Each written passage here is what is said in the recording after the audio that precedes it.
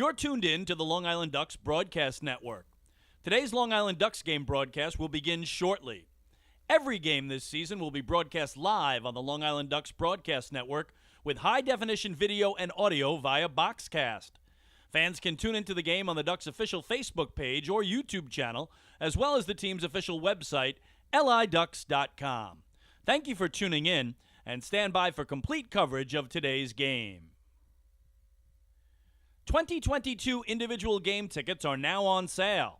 Fans can purchase their tickets by visiting the Fairfield Properties Ballpark box office, calling 631-940-TIXX, or going online to liducks.com. Season ticket packages and mini plans are also available. To find out more information and secure your seats, please call 631-940-3825 to speak with someone in the ticket office. Get your business recognized by hundreds of thousands of Long Islanders by taking advantage of the advertising and sponsorship opportunities currently available with the Long Island Ducks. For more information, please call 631-940-3825, extension 106, or check us out on the web at liducks.com. The Ducks offer many packages available for groups to enjoy a game. The team offers block seating, pregame and in-game picnics, luxury suites, an exclusive party deck, and so much more. In addition, groups have the opportunity to take part in a variety of exclusive experiences, such as performing the national anthem or taking the field with the Ducks as the Nicolak Dream Team. Group ticket packages are now on sale. Please call 631-940-3825 to speak with someone in the group sales department. Looking for official Long Island Ducks merchandise, hard-to-find memorabilia, team apparel, and so much more? Then be sure to check out the Waddle Inn Shop, the official merchandise store of the Ducks. Fans can visit the shop online anytime at liducks.com by clicking the merchandise icon. The store is open on game days Monday to Friday from 10 a.m. to 4 p.m., and then during the game from inside the ballpark only. On non-game days, the store is open from 10 a.m. to 5 p.m. Monday through Friday. Children 14 and under can become members of the Bethpage Federal Credit Union Long Island Ducks Kids Club today. Kids will receive a unique gift package and take part in a variety of fun activities that come with being a member of the Kids Club. For more information on how to sign your child up, please visit liducks.com or call 631-940-3825. Quacker Jack, the 11-time Best Long Island Mascot, is now available for appearances at parties and other special events throughout the Long Island community. Please fill out and submit an appearance request form at liducks.com or contact the Community Relations Department at 631-940-3825 to book an appearance. Once again, thank you for tuning in to the Long Island Ducks Broadcast Network. Today's game will begin momentarily. You're tuned in to the Long Island Ducks Broadcast Network. Today's Long Island Ducks game broadcast will begin shortly. Every game this season will be broadcast live on the Long Island Ducks Broadcast Network with high-definition video and audio via Boxcast. Fans can tune into the game on the Ducks' official Facebook page or YouTube channel, as well as the team's official website, liducks.com. Thank you for tuning in, and stand by for complete coverage of today's game. 2022 individual game tickets are now on sale. Fans can purchase their tickets by visiting the Fairfield Properties Ballpark box office, calling 631-940-TIXX, or going online to liducks.com. Season ticket packages and mini plans are also available. To find out more information and secure your seats, please call 631-940-3825 to speak with someone in the ticket office. Get your business recognized by hundreds of thousands of Long Islanders by taking advantage of the advertising and sponsorship opportunities currently available with the Long Island Ducks. For more information, please call 631-940-3825, extension 106, or check us out on the web at liducks.com. The Ducks offer many packages available for groups to enjoy a game. The team offers block seating, pregame and in-game picnics, luxury suites, an exclusive party deck, and so much more. In addition, groups have the opportunity to take part in a variety of exclusive experiences, such as performing the national anthem or taking the field with the Ducks as the Nicolak Dream Team. Group ticket packages are now on sale. Please call 631-940-3825 to speak with someone in the group sales department. Looking for official Long Island Ducks merchandise, hard-to-find memorabilia, team apparel, and so much more? Then be sure to check out the Waddle Inn Shop, the official merchandise store of the Ducks. Fans can visit the shop online anytime at liducks.com by clicking the merchandise icon. The store is open on game days Monday to Friday from 10 a.m. to 4 p.m., and then during the game from inside the ballpark only. On non-game days, the store is open from 10 a.m. to 5 p.m. Monday through Friday. Children 14 and under can become members of the Bethpage Federal Credit Union Long Island Ducks Kids Club today. Kids will receive a unique gift package and take part in a variety of fun activities that come with being a member of the Kids Club. For more information on how to sign your child up, please visit liducks.com or call 631-940-3825. Quacker Jack, the 11-time Best Long Island Mascot, is now available for appearances at parties and other special events throughout the Long Island community. Please fill out and submit an appearance request form at liducks.com or contact the Community Relations Department at 631-940-3825 to book an appearance.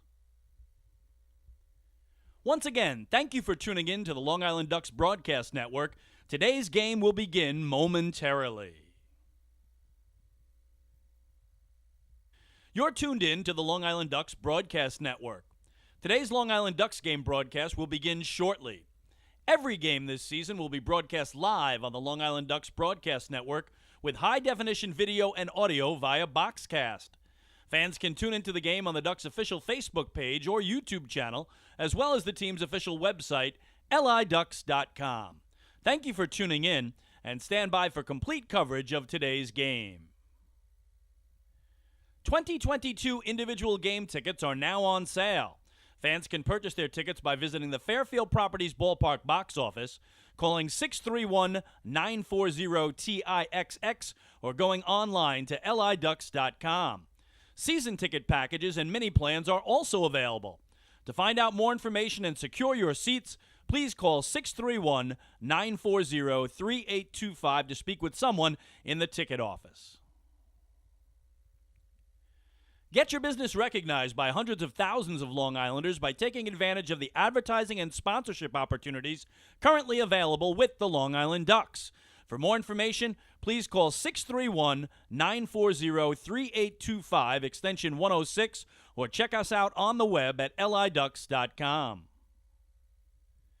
The Ducks offer many packages available for groups to enjoy a game. The team offers block seating, pregame and in-game picnics, luxury suites, an exclusive party deck, and so much more.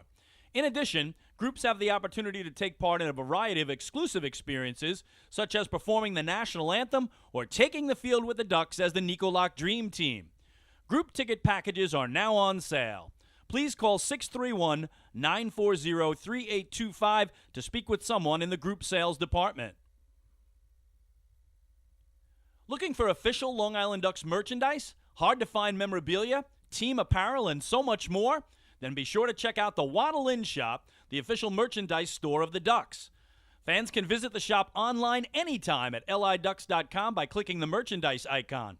The store is open on game days Monday to Friday from 10 a.m. to 4 p.m., and then during the game from inside the ballpark only. On non-game days, the store is open from 10 a.m. to 5 p.m. Monday through Friday. Children 14 and under can become members of the Bethpage Federal Credit Union Long Island Ducks Kids Club today. Kids will receive a unique gift package and take part in a variety of fun activities that come with being a member of the Kids Club.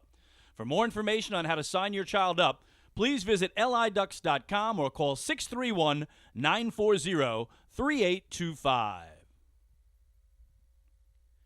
Quacker Jack, the 11-time Best Long Island Mascot, is now available for appearances at parties and other special events throughout the Long Island community.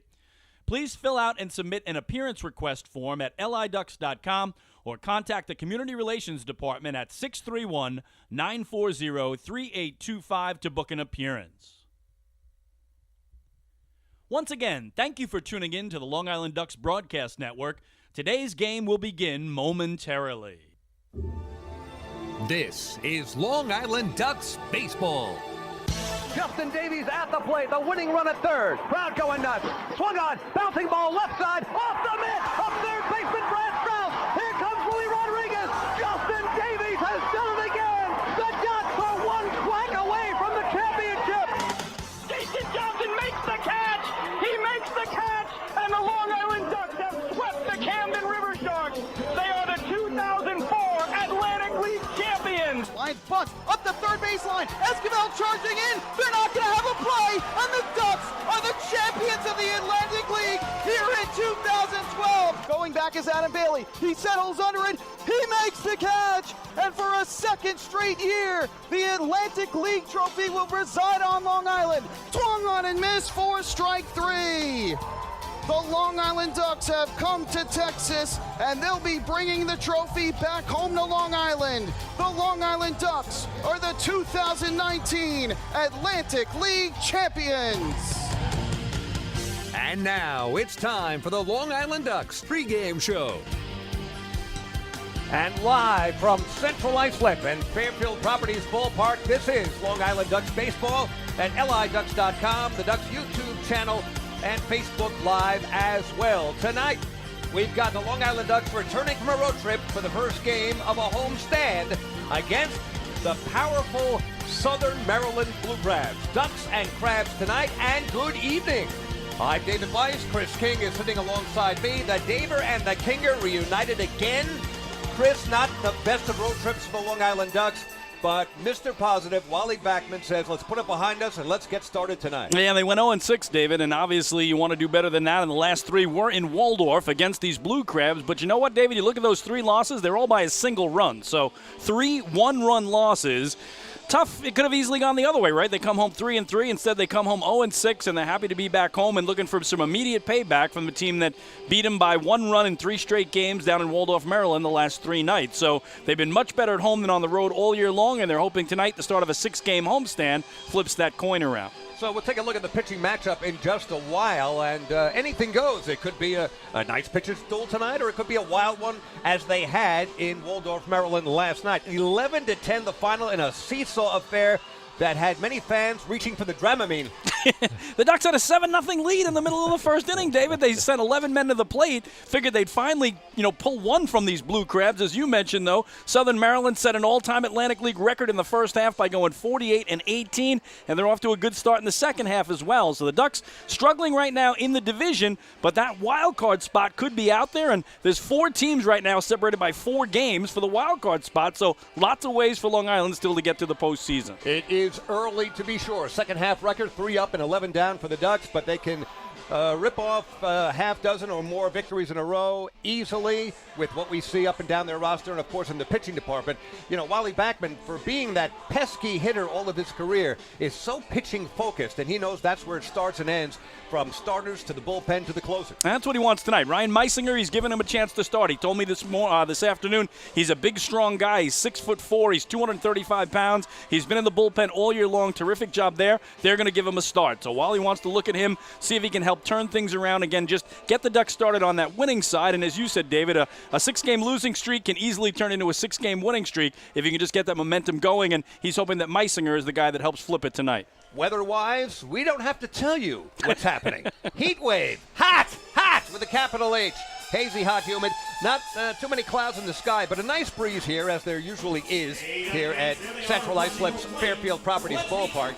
So the ball should be moving rather well. The breeze, stiff one, heading toward left, so the right-handed batters might be smelling that fence as they step to the plate. When we return on the pregame show, we've got more to come. We're going to go in the Wayback Machine. Oh, no, Wayback Machine. We're going to go in the Wayback Machine. I dug through the archives, David. We're going back 14 years to hear the night, or actually the day, that Ray Navarrete hit 3 homers in a game, and then Dustin Woodcock did the same thing the last time the Ducks played a night game on this field last week. So we're going to hear Ray's big moment. We're going to hear from Ray. Archives, exclusive, the only place you're going to hear that. And then we're going to hear Dustin's big night, too. Again, the only 2 guys ever to have 3 homers in a game for the Long Island Ducks. So this is fair warning. You're going to hear the word gone shouted rather loudly. Yes, you are. We are not responsible for your windshield. We'll be back in a moment. Ducks and Crabs. Hey, fans. This is manager Wally Backman, and you're listening to Ducks Baseball on the Long Island Ducks Broadcast Network. When we see Long Island, we see you.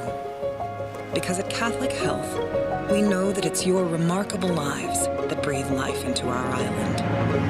So at every Catholic Health hospital, practice, and care facility, we're able to provide the highest quality, most innovative care for your body. Because our culture cherishes your humanity. Long live Long Island.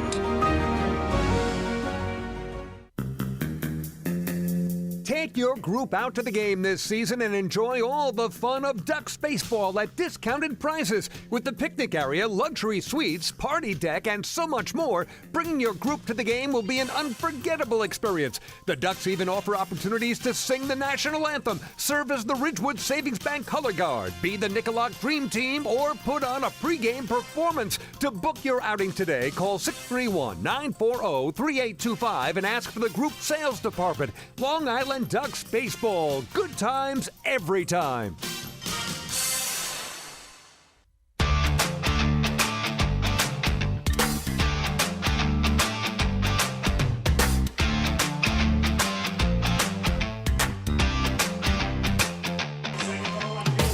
Chris King and David Weiss back in the old Duck Pond before tonight's opener of a 3-game set between the Long Island Ducks and the Southern Maryland Blue Crabs. Well, I have dug through my archives earlier today. We're taking it back 14 years to the afternoon of Sunday, June 8th, 2008. It was year 9 of Ducks baseball, and no Duck player had ever hit 3 home runs in a single game. Well, the Ducks were crushing the Newark Bears that afternoon. Ray Navarrete had a pair of homers, and he had one final at-bat to try to make history. 2-0. Here's his payoff, and it's well hit to left field. Corey Aldridge goes back, and that ball is gone! Ray Navarrete has just become the first player in Long Island Ducks history to hit 3 home runs in a game. Navarrete steps on third. He gets the low 5 from Kevin Baez, and now he steps on home plate, where he has picked up his 8th run batted in of the day. The Ducks lead it 13-5. Oh my! So that was how it sounded on that afternoon, June 8th, 2008. And afterwards, I had a chance to talk to Ray Navarrete about his big afternoon. You know, to be honest with you, I mean, it's just really unreal. I mean, this is the greatest game I've ever had in my whole career, professional, college, high school. You know, it's just something I'll never forget, and you know, I'm grateful that we were able to win. You know, it's just I can't put it into words. It was a great game for the team. It was a great game for me, and it was great to do it here at home in front of Long Island fans. So it's a special day for me. I'll always have it in my heart for sure. Again, that is Ray Navarrete after his big 3-homer afternoon back on June 8th, 2008. It hadn't happened since until a week ago Wednesday, July 13th, Ducks taking on the Lexington Legends, and when Dustin Woodcock came to the plate in the bottom of the 5th, he was 0 for 2 in the contest, but ready to begin what would become an historic evening for him. He'll get a 3-1. Does rip it deep to right field.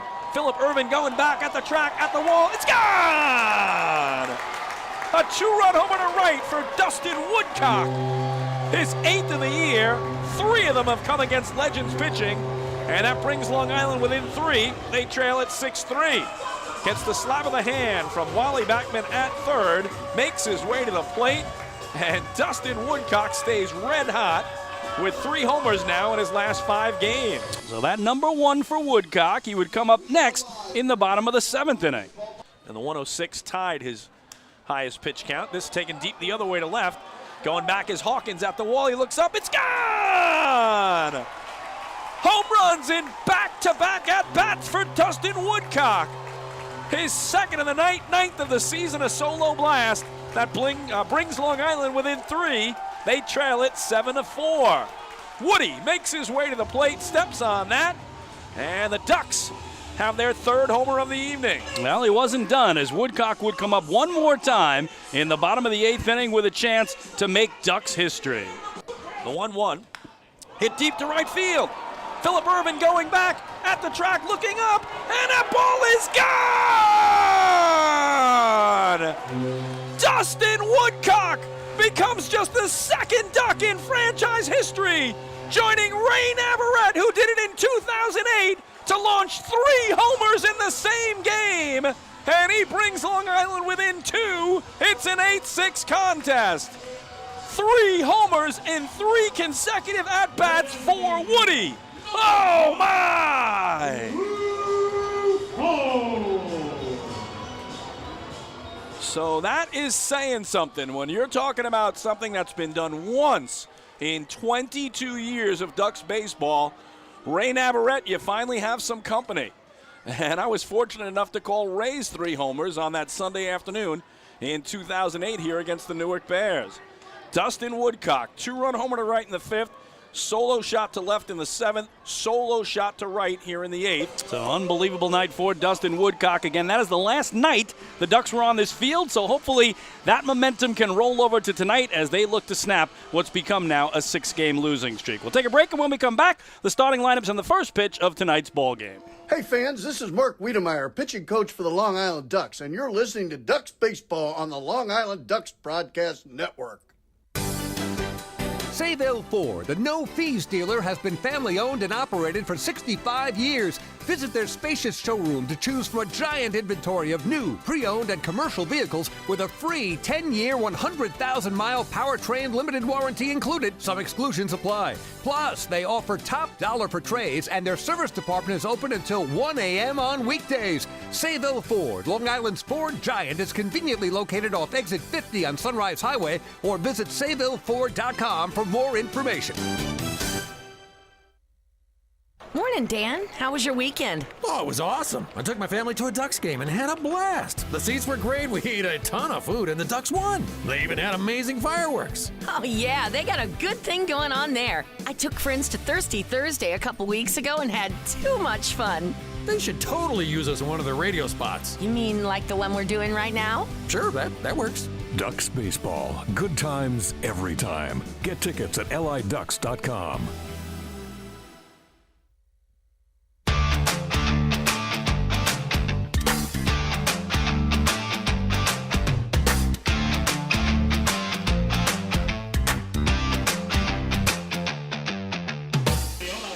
Chris King and David Weiss back at the old Duck Pond before tonight's opener of a 3-game set between the Long Island Ducks and the Southern Maryland Blue Crabs. As you see, the flock have taken the field, and in just a moment, we'll turn it over to our PA announcer here for the introduction of our groups in attendance tonight and the national anthem as well. Ryan Weisinger. Fans have a hand for our Nicolak Dream Team, the 12U and the Thunder. And now Ridgewood Savings Bank color guard in the third base coach's box, Cub Scout Pack 124 of Holbrook.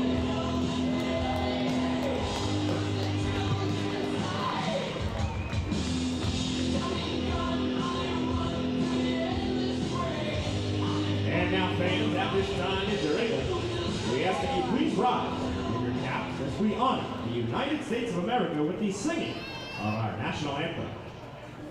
Here to sing the anthem, please welcome the Long Island Gay Men's Chorus. Oh, say can you see by the dawn's early light, on so proudly we hailed at the twilight's last gleaming, whose broad stripes and bright stars through the perilous fight for the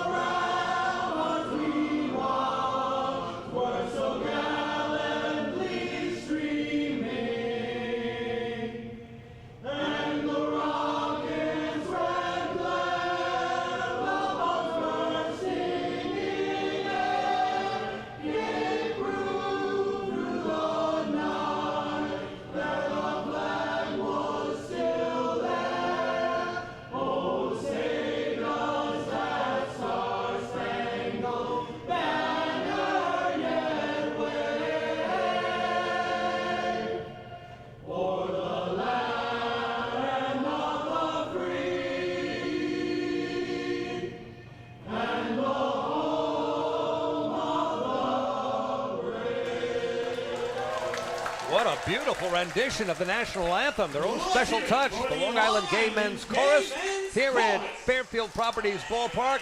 Long Island Ducks, Southern Maryland Blue Crabs, just moments away from our first pitch. But before that, the Kinger takes a look at tonight's starting lineup. Thank you, David. And for the visiting Southern Maryland Blue Crabs, as managed by Stan Clyburn, again, they won the North Division in the first half. They're 10-5 in the second half. Right now, second in the North, a game and a half back of first place Lancaster.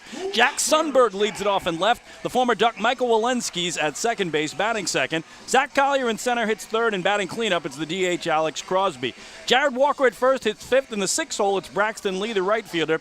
Ryan Haug will catch and hit seventh. Batting eighth, Ian Yetzko, the third baseman. And playing shortstop and hitting ninth, Michael Baca. All that in support of the right-hander, Alex Merrithew, who on the season is 1-1 with a 4.08 ERA. For Wally Backman's Long Island Ducks, they are 3-11 to start the second half. Right now, last in the North Division, 8 games back of first place Lancaster. L.J. Mazzilli leads it off in right field. Lou Ford plays the field for the first time all season tonight. He'll patrol left and bat second. Alejandro De Aza in center hits third, and Sam Travis will DH and bat cleanup.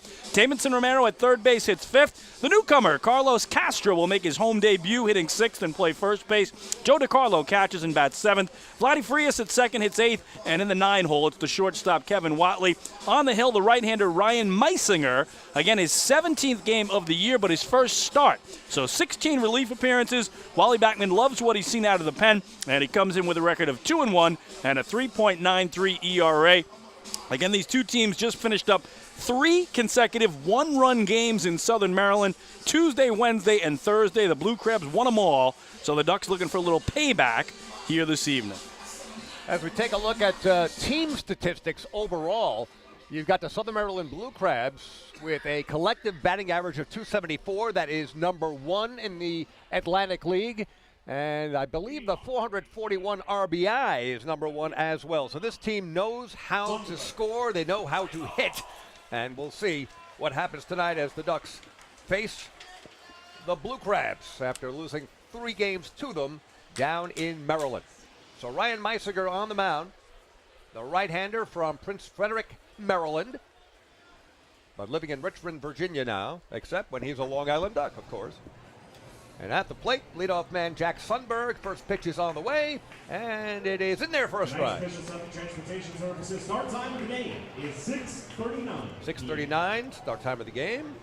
I think 84 degrees. I'm going 87. Oh, you're going higher? Yeah. All right. Next pitch on the way, and it's a little outside. Tonight's official Southern Transportation Services start temperature of the game is 85 degrees. Ooh. You got it. Once again, I did not go over. And you were closer than me. What do you have, 83 or 84? What did I say? I think you had 84. You win it. Yep. And Sundberg lifts one in the air, short left. Kevin Watley goes out and makes the catch. That grab made by Kevin Watley for the Long Island Ducks. So 1 up and 1 down. And the former Duck, Michael Wilansky, coming up. Michael Wilansky. Yeah, Ducks traded him to Southern Maryland for Austin Rye early in the year, and then a week ago traded Austin Rye to the Genomes for the guy who will make his home debut tonight for Long Island, and that is Carlos Castro. So Wilansky, the second baseman now for the Southern Maryland Blue Crabs, and playing pretty well as he takes a strike from Ryan Meisinger. 0-1 to Wilansky. Deep in the box from the right side. Wind up and pitch, and that is sliced foul into the netting over the Ducks dugout. No balls and 2 strikes quickly on Wilansky. So again, Ducks and Crabs finished up that series last night in Waldorf. Southern Maryland won the game 11-10. Again, the Ducks scored 7 runs in the first inning, sending 11 men to the plate, but couldn't hold the advantage. 0-2 count on Wilansky. Overall average between the Ducks and Southern Maryland of .307. With 5 homers, 29 RBIs. It's a ball and 2 strikes to Wilansky, who batted .200 as a Long Island Duck, but .333 through 40 games as a Crab. Yeah, he really has found his groove down in Crustacean Nation, as they call it, David. 1-2 pitch is a slider, low and outside, and the count evens up at 2 balls and 2 strikes. Zach Collier, the center fielder, waiting on deck. Just underway. Another hot, humid day here across Long Island and around the region. Temperatures in the 80s. but the breeze makes it more or less comfortable here tonight. 2-2 pitch on the way, and that is a broken bat base hit that falls in front of left fielder Lou Ford. Lou gets it in quickly. So the perfect game and no hitter by the boards as the Blue Crabs have their first base runner, a single by Wolanski. Well, we talked about that game last night, David. 11-10 Blue Crabs win it. It took 4 hours and 11 minutes to play 9 innings on, of course, getaway day. So with about a 6 to 7 hour bus ride, the Ducks didn't get back home here until 5 a.m. Today. That was earlier today, this morning. Yeah, that's overnight. That's this morning, right? Yep. Around sunup. And correct me if I'm wrong, I think a dozen pitchers total were used last night. 6 each team, yep. And the pitch to Zach Collier is a base hit. Falls in front of Lou Ford once again, and trying for third base is Wolanski. He makes a hit first dive, and he makes it in. Throw from Lou Ford just a little wide of the third base bag. So the Blue Crabs in business here with 1 down. Wolanski with his single, a broken bat safety to left, and Collier going the other way. Left-handed batter with a single to left, not hit particularly hard, but well placed. Ford getting the ball in quickly, but Wolanski with good speed, making it to third. So Collier will either get credit for a single and took second on the throw, or a double. Yeah, waiting to find that out for you, David. I'm with you. I thought originally a single, but we'll see. And there's a ground ball toward the middle off Alex Crosby's bat, and it's through to center field. 1 run is in. That's Wolanski. Collier right behind him, and as quickly as that, with so many Duck fans yet to even find their seats, the Blue Crabs, #1 in offensive average across the Atlantic League, have struck quickly with a deuce. It's 2-0 Crabs. Yeah, 3 straight one-out hits, and that one the seeing eye single, despite the great effort from the shortstop, Kevin Watley, to dive to his left to try to knock it down. It just snuck under his leather. This went right back through the box. So 3 consecutive hits for the Blue Crabs. 2 runs already up on the board. And all 3 hits, David, officially singles. Got it. Crosby with the RBI. Crosby, his 54th RBI of the season. And it brings up the left-handed swinging Jared Walker, the first baseman for the Blue Crabs. Walker on the season's at .235, 13 homers, 44 knocked in. Open stance from the left side. First pitch downstairs and blocked by catcher Joe DiCarlo of the Ducks. 1 ball and no strikes. So Alex Crosby knocking in a couple of runs. I mentioned 1 RBI. Didn't mean to shortchange him. Crosby now with 55 RBI. Being held on at first base. Walker at the plate, the 1-0. Just missing the outside corner, 2-0. Well, we talked about the Ducks last night, top of the first at Regency Furniture Stadium, David. 11 men to the plate, 7 runs on the board. Wasn't enough to get them a victory, but Southern Maryland trying to repay the favor here. They got 2 early runs, just 4 batters in. And Walker at the plate with a 2-0 count. 1 down, 1 on, 2 in. And pitch inside, good fastball from Meisinger, a lot of pop, but off the plate and in on Walker, and 3 balls and no strikes. Not the way the Ducks, Meisinger, or skipper Wally Backman wanted to draw up the top of the first. Meisinger comes set, pitch on the way, hits the outside corner for a strike, 3-1. We mentioned, David, Meisinger's first start of the season. He's only made 4 starts ever in his 8-year pro career. So this is a little bit of uncharted territory for the former big leaguer with the Orioles, the Cardinals, and he pitched for the Cubs last summer. And a throw over from Meisinger to keep Alex Crosby as close as possible. Crosby is 9 for 9 in the stolen base department. We'll see if Stan Clyburn wants to put his runner in motion at some point during this at-bat to Walker. 3-1 pitch is inside. So a free pass issued to Jared Walker, pushing Crosby to second base. 2 runners on now. And with 2 runs in, still only 1 out. And the Blue Crabs look hungry for more. Yeah, no doubt about it, David. They're coming off, again, an 11-run game last night. A sweep of the 3-game set from the Ducks. Long Island actually had leads in all 3 of those games, only to see Southern Maryland rally in all 3, winning 1 of them in walk-off fashion. And, again, last night taking the lead very late and then closing it out. So at the plate now is Braxton Lee, the right fielder for the Blue Crabs. Lee at 309, no homers, has knocked in 43. Good speed as well. He's stolen a dozen bases. 1 out, 2 on, 2 runs already in. Top of the first. And a swing and a drive to left field. Lou Ford is going over, and he's going to run out of room. That was up against the so-called patio section that juts out down the left field line. So no balls and a strike to Braxton Lee as Ryan Meisinger tries his best to negotiate this top of the first without any further damage. Yeah, talked to Wally Backman before the game about Meisinger. He said, big, strong guy, 6'4", 235.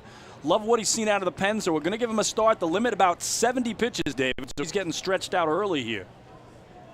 0-1 the count to Lee. From the left side, runners take off. There's the attempted double steal, and it is successful on both ends.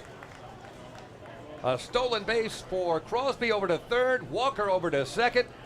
Boy, the Blue Crabs are putting on a clinic here in the top of the first. Well, again, a guy who hasn't started all year, Ryan Meisinger. That one is on him. That's not on the catcher, Joe DiCarlo, as they were more than halfway to the respective bases before DiCarlo even received the ball. So 2 runners in scoring position now. Braxton Lee at the plate. Very casual stance as he swings and misses. Good fastball from Meisinger. A ball and 2 strikes. Meisinger fastball, David, clocking in the 90-91 range. That one 90.3. It's all about mixing them up and location, of course. The 1-2 is a swing and a miss. Going after a high, hard one. Braxton Lee strikes out. First strikeout for Meisinger here in the top of the first, and a big one as the Ducks want to keep this deficit early on at 2, and they're now 2 down. Very good fastball there. Meisinger's got some pop. But let's see if he settles down from here as the catcher, Ryan Haug, comes to the plate. Yeah, the most he's ever thrown in relief this year, 59 pitches. And the most he's gone inning-wise in a game, 2 1/3, David. So Wally Backman hoping to get him through 70 pitches, but this first one's been rough. Haug at the plate, and there's a good slider, hits the outside corner for a strike. 0-1. Haug is the number 1 catcher for the Blue Crabs. Comes in at 264, a couple of homers, has knocked in 30. He's scored 24 runs, playing in his 53rd game of the season. Wide open stance from the right side.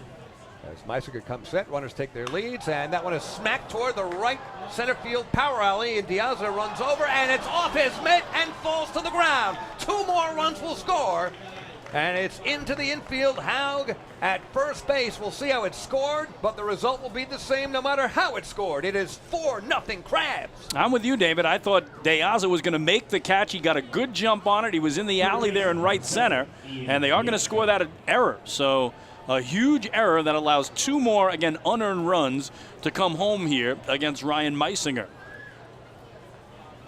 Crosby scoring, Jared Walker scoring, and a 4 spot up on the board here in the top of the first. And this one has the look of what happened last night when the Ducks scored 7 first-inning runs and were unable to hold the lead. Well, Ducks hope that pattern continues, right? Exactly. Got a long way to go here. At the plate is Ian Yetzko, third baseman for the Blue Crabs. Haug at first base, being held on by Carlos Castro, first baseman for the Ducks. Throw over as Haug dives back.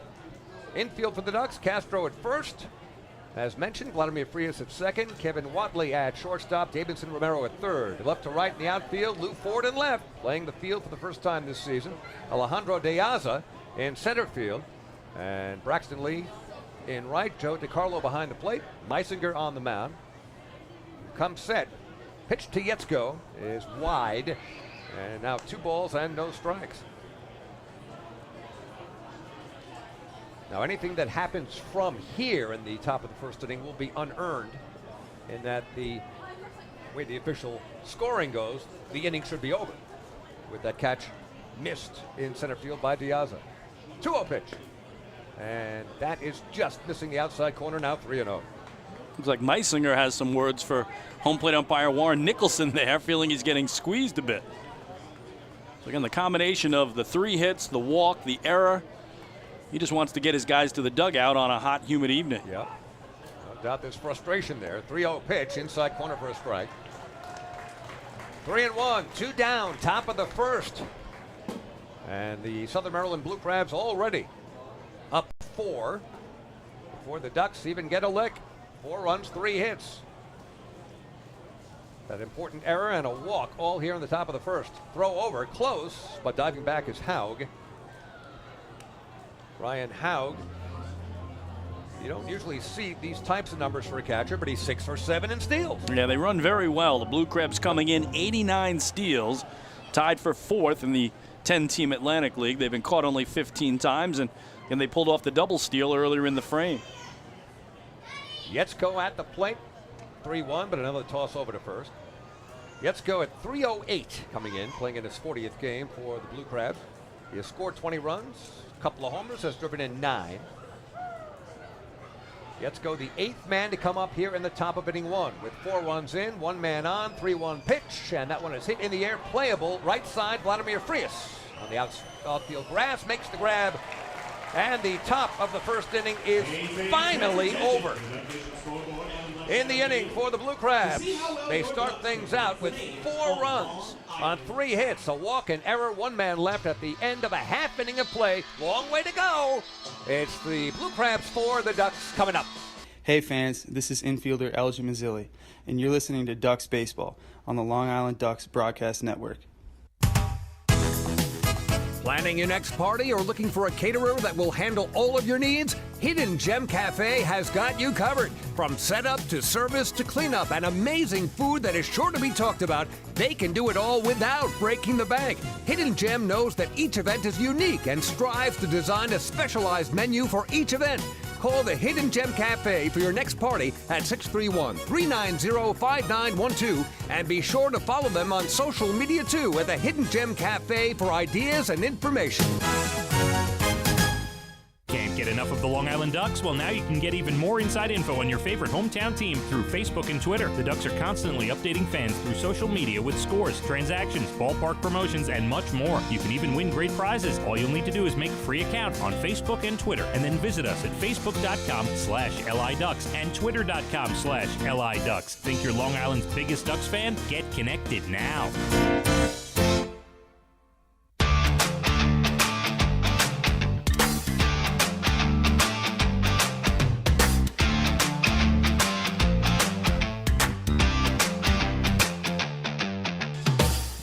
Well, fans, every walk by a Ducks batter this season is a First National Bank LI walk to first. Now, First National Bank LI celebrating 95 years as Long Island's truly local bank. Explore their anniversary promotions and experience customer-first service for yourself. Visit fnbli.com. So we go to the bottom of the first inning. Ducks have already dug themselves a 4-0 hole, but they still have at least 27 outs with which to work. And remember, if you get errors, you get all kinds of other things that can happen. You get more than 27 outs. That was the problem for the Ducks, David. They gave the Blue Crabs a couple extra outs with that error, the walk, a couple singles, and heads up to a 4 spot. But as you said, long way to go in this one, and the Ducks coming off a 7-run first inning last night against this very same team, that one down in Maryland. Little wonder why the Blue Crabs ran away and hid in the first half of the 2022 season. And they're in second place now with a record of 10-5. Atop the division, the Lancaster Barnstormers at 11-4. Over in the south, the Gastonia Honey Hunters just doing it again. 13 out of 14 in the win column. They finally lost yesterday, David. They opened the second half 13-0, played a matinee in York, and the Revs finally dealt them their first defeat as the Revolution topped them 6-2. Not that they would ever try to, but it's as if Gastonia, if they went out of their way to try to lose, they couldn't. I mean, it was unreal. That's how good they've been in 2022. L.J. Mazzilli, Maz at the plate, the right fielder for the Long Island Ducks, leading off against Alex Merithu, and that one is ripped to left center field, and that is down for at least a single. Maz will cruise into second base with a stand-up double. So the Ducks already making noise, trailing by 4, but looking to cut into that lead immediately. You love to see it, right? First pitch of the game, let's get some of it back. And Mazzilli, who had 3 walks in the game last night to tie his season high for any Duck, stole a base, scored a run, has now reached base in 10 straight games. He gets that out of the way early on the first pitch he sees from the right-hander. And here is Long Island Ducks veteran and favorite and player coach Lou Ford. Here he is playing the outfield for the first time in 2022. Left fielder here tonight. And he's up with a runner in scoring position. Ford batting from the right side, slightly closed stance that we know with our eyes closed. And the first pitch in there for a strike from Merrithew. It was 5'11", 210. That's how he's listed, from Kansas City, Missouri.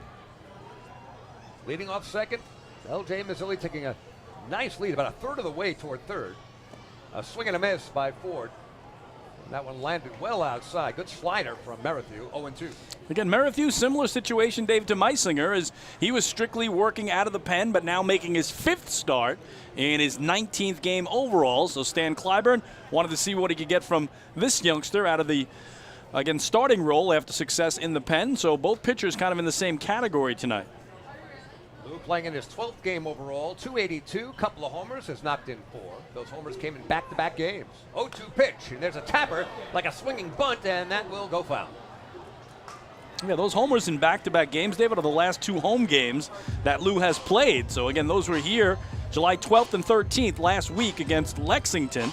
So he technically has homers in each of his last 2 home games. One of those nights was a 4-hit game. Came the first Duck to score 4 runs in a game, so getting it done is Lou, who will turn 46 next month. Need we say it? Can hit with his eyes closed. Incredible. Just such a natural hitter. I think we're going to start calling him Lou Hobbs.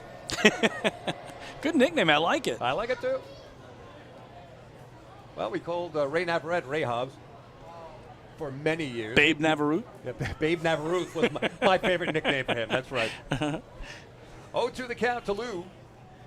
Leading off second is Maz after that double, and Lou swings, misses, and is retired. Off-speed pitch, he was out in front, so Merrithew with a good job against Lou Ford, 1 down. Center fielder, number 33, Alejandro De Asa. Alejandro De Asa, as you just heard, center fielder for the Ducks, striding in, batting from the left side of the plate. No one feels worse about the error he made in center that allowed 2 runs to score, the 3rd and 4th runs for the Blue Crabs. And you know Alejandro would love to make up for it by cutting that lead in half right now. Merrithew coming set, runner takes his lead, and that one is sliced foul down the left field line. No balls and a strike. De Asa on the season through 64 games, batting .339. Second in the league in hitting for David Harris of Southern Maryland. Yeah, David Harris getting the night off, so a chance for De Asa to leapfrog him if he has a good evening. 5 homers and 40 RBIs for Alejandro. 0-1 pitch, well outside. Counting even at 1-1. De Asa has also scored 42 runs. And good speed for the Major League veteran. 8 out of 9 in the stolen base department. Been so valuable for the Ducks. Defensively, offensively, leadership role. And he's looking to do some damage here. 1-1 pitch on the way, well inside, and a nice block and scoop by Ryan Howd behind home plate, saving a wild pitch. It's 2-1. Yeah, De Asa comes in, David, leading the league in on-base percentage. Number 1 at .448, and as you said, number 2 in batting average, so he has really been getting it done near the top of the order for Wally Backman. On base plus slugging at .937. That's 7th in the league. Holds that bat high from the left side. 2-1 pitch is ripped center field. And let's see if Maz will try to score. He is being held up by skipper Wally Backman. Throw comes in quickly. That was probably the best idea. Not sure if Maz would have made it. Throw seemed to be offline, but in any case, a smashed base hit right back up the middle by De Asa, and the Ducks are cooking. Runners on the corners, 1 down. Well, David, for those who don't know it, both teams' players' averages are updated all night long on that scoreboard. So every time they come up, you will see the updated average, and we'll see what that base hit does for De Asa. Again, he came in at .339, trying to catch David Harris at .343. So I don't think that'll get him 4 points, but might get him halfway there. We'll see next time he comes through. We'll keep an eye on that for you, obviously. Cleanup man Sam Travis DHing tonight. Pulling the bat well over his head, right side the pitch. He's first pitch swinging and fouls it down the right field line. That's going to make it into the stands, couple of rows deep. No runs. I make that no balls, one strike to Travis. Comes in at just under 300 at 299. And although average doesn't mean as much as it used to on any level of baseball professionally, you know Sam would like to get it up a tick. Yes. To 300. 8 homers, 57 RBIs for Samick. Former major leaguer. Standing in. Maz off third, De Aza off first. The 0-1 is pitched and fouled over everything to the right. Quickly 0-2 to Sam. Yeah, those 57 RBIs for Travis lead the Ducks. No one else has more than 40. So it tells you he's almost run away with that crown, if you will, for RBIs and those 57 ribbies, 8th best in the entire Atlantic League. So the former Boston Red Sox has had a nice first season with the Fly. Many of those RBIs of the clutch variety. No balls and 2 strikes with another throw over from Merrithew. To first to keep De Aza close. Pretty good speed on the bases. Maz off third. Travis, at the very least, would like to launch one to get 1 run in, but the Ducks would certainly love to look for more. Put up a crooked number, already trailing 4-0. 0-2 pitch is on the way, and there's a tapper that should score a run, taken by the pitcher, Merrithew, and the underhand toss to first baseman Jared Walker is in time. Crossing over to second base is De Aza. Well, Jay Mazzilli comes in to score on that infield out. RBI for Sam Travis, and it's 4-1 Crabs. So tack on another one, David, right? 58 runs batted in now for De Aza as the Crabs exchange the out for the run. And we'll see if Davidson Romero can get Long Island closer here. For L.J. Mazzilli, that's his 51st run scored on the season.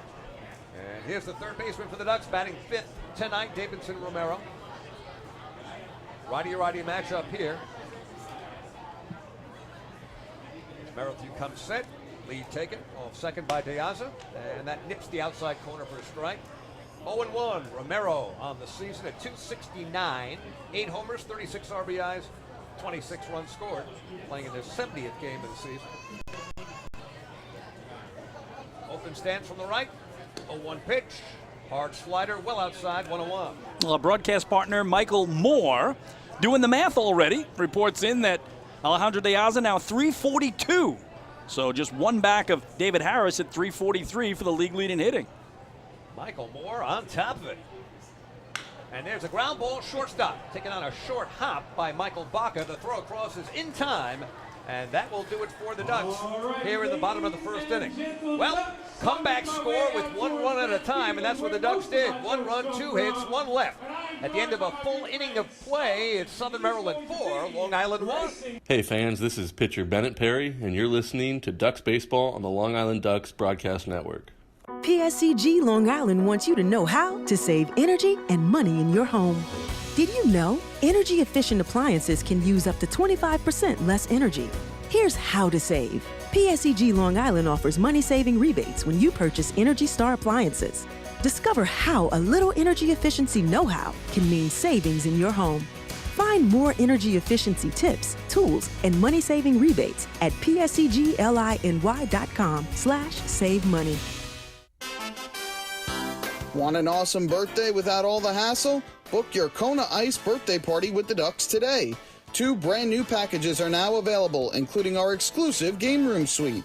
Along with enjoying an exciting Ducks game, your birthday child and his or her friends will have a blast playing video games on Nintendo Switch, Xbox, and PlayStation 4 in their very own private luxury suite.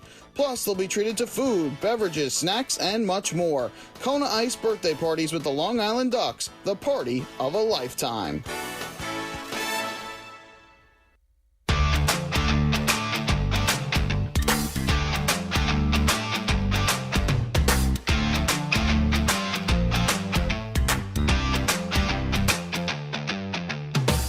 Well, the 2022 season of Ducks Baseball is presented by Catholic Health. Visit them online at chsli.org. Catholic Health, long live Long Island. Southern Maryland Blue Crabs and the Long Island Ducks here at Fairfield Properties Ballpark. Go to the top of inning number 2. Southern Maryland already with a 4-1 lead. 4 runs in the top of the first. The Ducks scratching one back in the bottom of the first. And we've said this before, we'll say it again. Here in the first inning, I really doubt if 4-1 will be the final of this No, score. not the way these two teams are coming off the 11-10 game last night, David. Absolutely not. Could be another wild one, to be sure. So, 8 men came to the plate in the top of the first inning.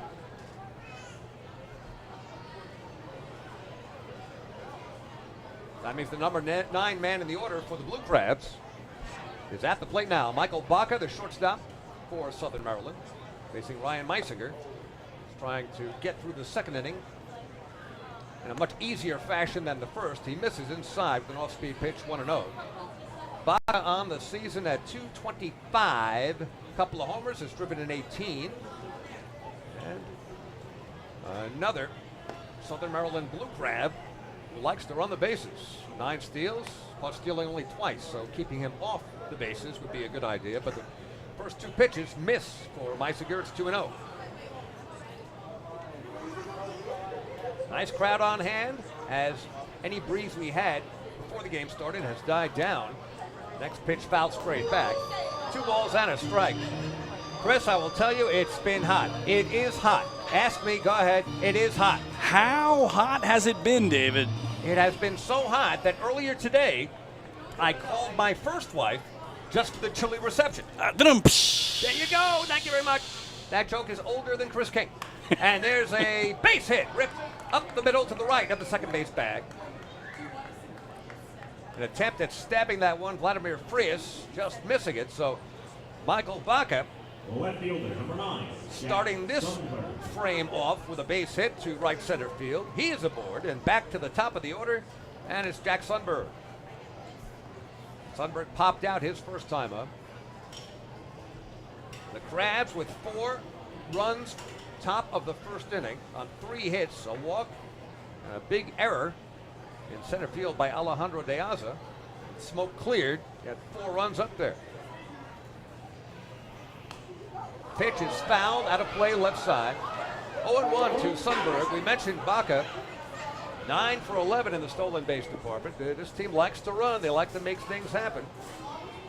And with Meisinger making his first start of the season for the Ducks, skipper Stan Clyburn has already tried to take advantage of that. A double steal, part of what happened in that top of the first. And this one is ripped and taken by Vladimir Frias. Throw back to first is not in time to try to double up Michael Baca.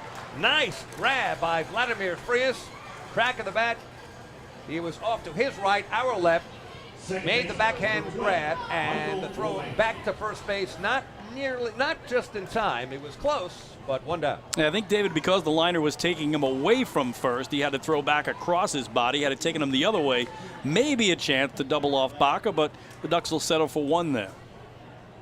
So Baca remains at first, being held on by Carlos Castro of the Ducks. And Michael Wolanski, the former Duck, up now as he fouls one right over our heads. And ricochets right back down. How about that? I'll tell you, that came close to doing a little humpback into our laps in the booth. Yeah, we always talk about this. We are located directly behind home plate, but to get a ball in our booth, it has to go over the screen behind home plate and then under the facade of the upper deck, which is where that one hit. So it's on 1 to Wolanski as Meisinger with a toss over to first, try to keep Baca close. 1 down, 1 on. Top of the second. Blue Crabs with a 4-1 lead. Scoring 4 times in the top of the first. Wolanski with a single and a run scored in that inning as the runner takes off. And a throw from DiCarlo down to second base and safe. The call from umpire Chris Ekstrand. Vladimir Frias taking that throw, making a quick slap tag on Baca, but he has his 10th steal of the season and is now in scoring position with 1 down. Yeah, a little better job that time by Meisinger of keeping the runner close, so at least DiCarlo was able to make the throw, and he's just in ahead of the tag. Well, Wolanski in an RBI situation here with Sundberg leading off second.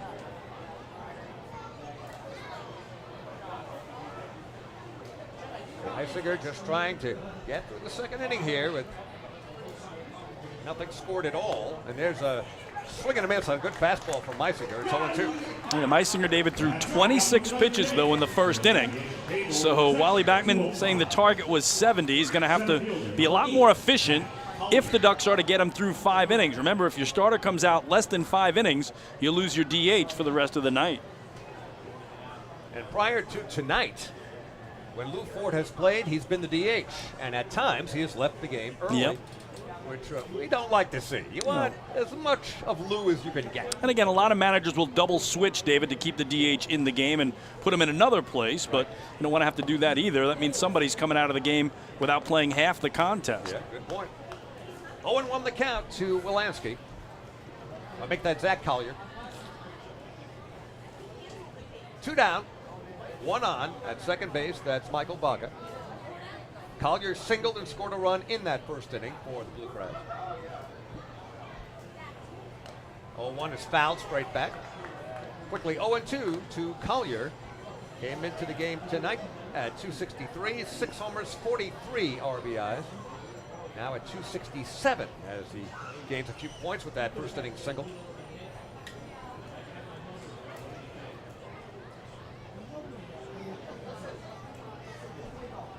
It's early, the crowd's still settling in a bit. Many on this Friday, maybe hit the beach.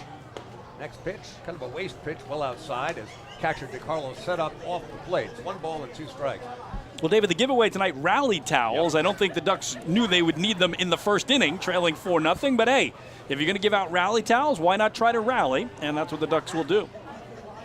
Those towels could be used for perspiration as well. Yes. What we're experiencing weather-wise. Yep.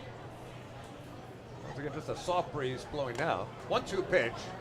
In and out of the mid of catcher DiCarlo. And bounces away. Count remains 1-2. Tomorrow night, a post-game fireworks spectacular. And then Sunday at 5:05, the finale of this series. Ducks baseballs go out to the first 1,000 fans. Of course, every Sunday is a family fun day. You play catch on the field before the game, and the kids run the bases afterward. No place better to be. Well, I'd love to have done that growing up, although I probably would have pulled a hammy. My luck. 1-2 pitch, and there's a ground ball hit softly. Shortstop. Watley takes it. Sidearm throw across. Nice strike from Carlos Castro at first, and the side is retired. In the inning for the Southern Maryland Blue Crabs, no runs, a hit, a man left at the end of 1.5. We go to the bottom of the second with the Ducks trailing the Blue Crabs 4-1. Hey fans, this is pitcher James Varela, and you're listening to Ducks Baseball on the Long Island Ducks Broadcast Network. Hey Ducks fans, the official hotel of the Long Island Ducks is the Radisson Hotel, Hauppauge, Long Island. It's centrally located on the north shore of Long Island and offers a home away from home for both business and leisure guests. The Radisson Hotel, Hauppauge, Long Island features an indoor pool, 24-hour business center, a fitness center, and complimentary Wi-Fi in all guest rooms. Enjoy the contemporary American cuisine at the Fountain Grill restaurant or grab a quick bite to eat at Cafe Pronto. And best of all, it's only minutes away from Bethpage Ballpark. The Radisson Hotel, Hauppauge, Long Island, the official hotel of the Long Island Ducks. Call 631-231-1100 today. That's 631-231-1100. Your source for everything Ducks is liducks.com. The official website of the Long Island Ducks is the best place to stay up to date with Long Island's hometown team. Purchase tickets to the game, see the full promotional schedule, visit the online store, read the latest news stories, and watch every game live right on the homepage. The site offers an optimal browsing experience on either your computer or mobile device. liducks.com, the official website of the Long Island Ducks, your one-stop shop for all things Ducks baseball.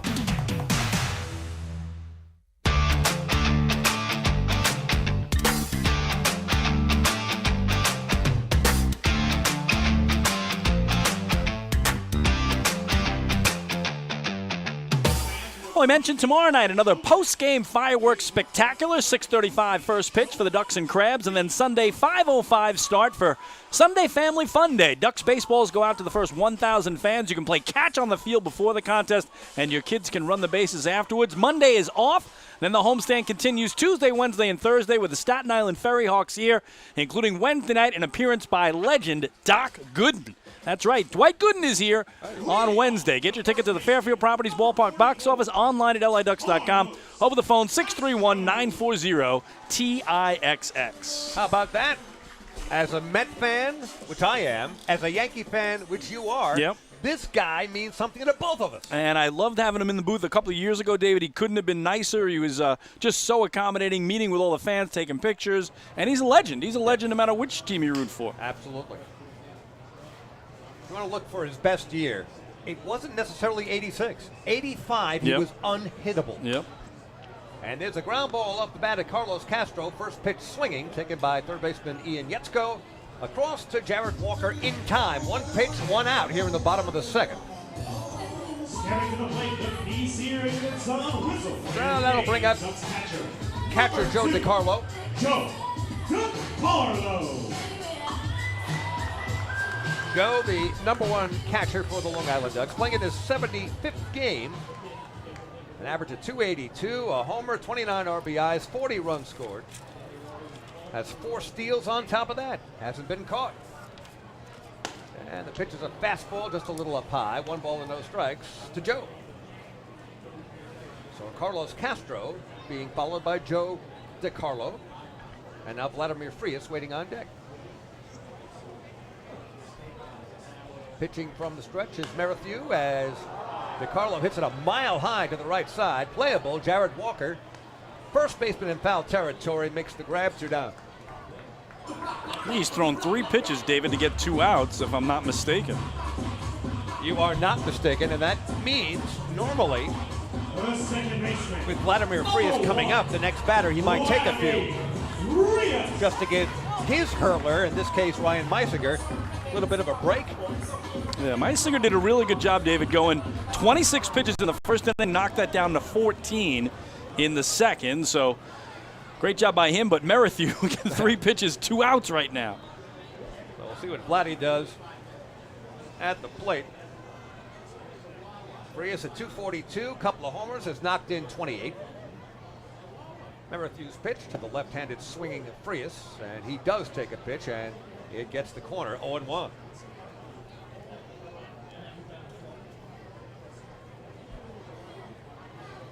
Frias has hit all over the order for Wally Backman and the Ducks this season. 0-1 pitch and sliced up base hit. A worm burner after it hit the grass just beyond the dirt. Frias going with the pitch. Nice little piece of hitting there, and Vladdy is aboard with 2 down. Yeah, beautiful, David, because he watched that backdoor breaking ball drop in for strike 1. And then when Merrithew tried to do it again, he said, all right, you're going to put me out there. I'm just going to take it to left. And he served it for a 2-out single. Like a backhand in tennis. Kevin Watley now coming up, shortstop for the Ducks. Batting for the left side, batting 9th in the order here tonight. 2 down, 1 on. Ducks trail by 3 as the runner takes off. Frias, throw down is offline and skips in and out of the glove of the shortstop. Gets away and is corralled, so no further advance by Frias, who gets a stolen base. Now they just called him out, David, here. I don't know what they're calling him out for, because clearly he was safe. And I thought they were punching him out, that would end the inning, but here comes Stan Clyburn, so I'm not sure what the out symbol that was given by third base umpire Chris Engstrom was for. Vladdy's going to third. So he's not out of the game. He is not charged with an out. And he's over to third base, and we'll try to figure this out unless there was interference of some kind called. That's the only thing I can think of, but to me, the Vladdy slide was so perfect that he knocked the ball out of the glove of the infielder, and that may have prevented him from being out. Instead, he was safe, and then the umpire gave the out symbol, and I thought they were going to call him out, which wasn't going to be the case, and now Stan Clyburn wants to know why Vladdy Frias is at third base. As you said, David, maybe they ruled, again, there was interference down there at second and didn't allow him a chance to get up to perhaps take third when the ball got away. Well, Frias gets credited with his 9th steal of the season.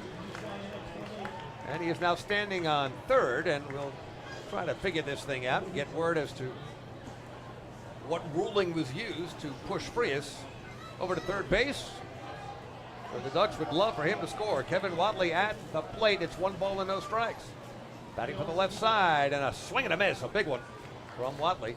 And it's 1-1. It is interference on the second baseman, Michael Walensky. So the former Duck is the one that got charged with interference that moves Frias over to third. So inadvertently, my wild guess was right. Yeah.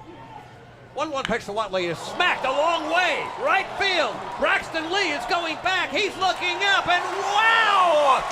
It's gone! All the way to a backyard barbecue here in Central Islip. How do you like your home runs? Well done with relish.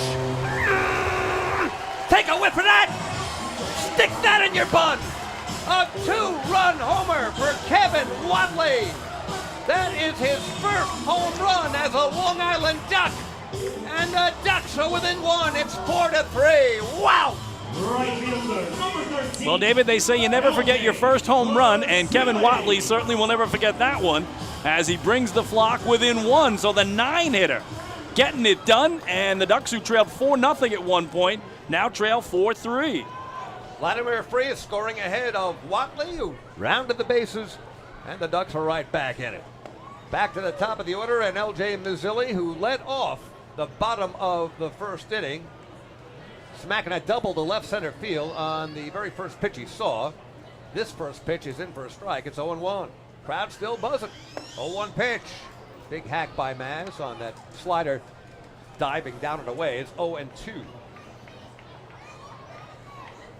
Kevin Watley, his first season with the Ducks, 4th in professional baseball. Count 0-2 to Maz. And next pitch is downstairs. Kevin Haug blocks it, and it's 1-2 strikes. Beginning the season, this year, Kevin Watley with the Missoula Paddleheads. Oh, you gotta love that name. Of the Pioneer League. Had a couple of homers there. His first homer here for the Long Island Ducks, and a big one. Bringing Long Island back to within one, 4-3. Next pitch missing the outside corner. Count even, 2-2. So for him, David, it was game 13 and at-bat 39 as a Long Island Duck. That was the homer for the guy who joined the Ducks July 5th here. Actually, it was in Staten Island. July 5th in Staten Island against the Ferry Hawks was his Long Island debut. So homering in his first month with the flock was Kevin Watley.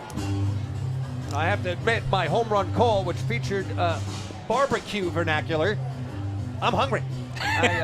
You wouldn't mind, Chris, if you could maybe... I will go out and get you whatever you want, David. Pulled pork or something. Actually, my daughter's here with her fiancé, so I'll put them to work. There you go. 2-2 to Maz. Just missing the outside corner, and a count now full. 3 balls and 2 strikes. At some point, I'll get into some details about how he proposed. Love to hear it. And everything that has gone on with their engagement so far, which is less than a week old. It happened last Saturday. Congratulations to all. Thank you so much. 3-2 pitch to Maz, and that one is ripped. Left field, but playable. Jack Sundberg coming in. Not off the good part of the bat, although Maz did have a good swing. So he flies out to left. However, in the bottom of the second inning for the Long Island Ducks, 2 runs, 2 hits, the big blow, a 2-run homer from the number 9 man in the order, Kevin Watley. Nobody left at the end of 2 complete. It's a brand new ball game. It's Southern Maryland 4, Long Island 3. Hey fans, this is pitcher Joe Iorio, and you're listening to Ducks Baseball on the Long Island Ducks Broadcast Network. This is it. Check it out. See what everyone's talking about. Let Nicolak pave your way. Bring your outdoor living dreams to life. Visit Nicolak's Outdoor Design Center at 200 Henry Street in Lindenhurst and see thousands of square feet of pavers, retaining walls, fire pits, and outdoor living accents on display. Only Nicolak paving stones are made with Paver Shield technology for more vibrant color options than anyone else. Visit Nicolak.com to request a free sample or their Outdoor Design Center at 200 Henry Street in Lindenhurst. Nicolak. Ask for it by name. You'll see the difference. Visit Nicolak.com. That's Nicolak.com. Let Nicolak paver. Let Nicolak pavers. Pave your way. Pave your way.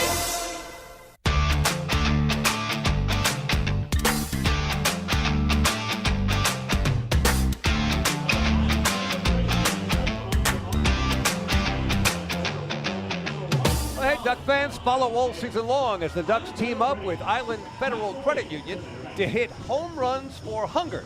Every time a Ducks player hits a home run at Fairfield Properties Ballpark right here, Island Federal will donate $100 to Long Island Cares in an effort to help improve food security for families across Long Island. Island Federal Credit Union, catch the wave to better banking. That home run in the bottom of the second, a 2-run job from Kevin Watley, the Ducks' number 9 hitter, was the 31st home run at home this season. I wonder why they call them home runs when they're hit on the road. They should be road runs. You know, and if Chris King was wearing his headset, he'd be cracking up all over the place right now. And he's cracking up now, and he hasn't put the headset back on. 1 ball and no strikes to Alex Crosby, leading off here in the top of the third. It's a 4-3 game. Southern Maryland leading. Crosby had a single that drove in 2 runs in that top of the first, in which Southern Maryland scored 4 times. It's 2 balls and no strikes to Crosby. A 4 spot by Southern Maryland in that top of the first. Ducks scoring 1 in the bottom of the first and 2 more on that 2-run homer from Kevin Watley in the bottom of the second. We have a long way to go. This is destined to go down to the final pitch. 2-0. Swing and a miss by Crosby. Good fastball from Meisinger. It's 2 balls and a strike. Ryan Meisinger has given up 4 runs on 4 hits. 2 of those runs unearned. 2 of them came in on an error charged to center fielder Alejandro De Aza. 2-1 pitch, foul straight back. Count now even at 2 balls and 2 strikes to Crosby. On deck, Jared Walker and then Braxton Lee to face Ryan Meisinger. Looks like the ship has been steadied a bit from that rocky top of the first.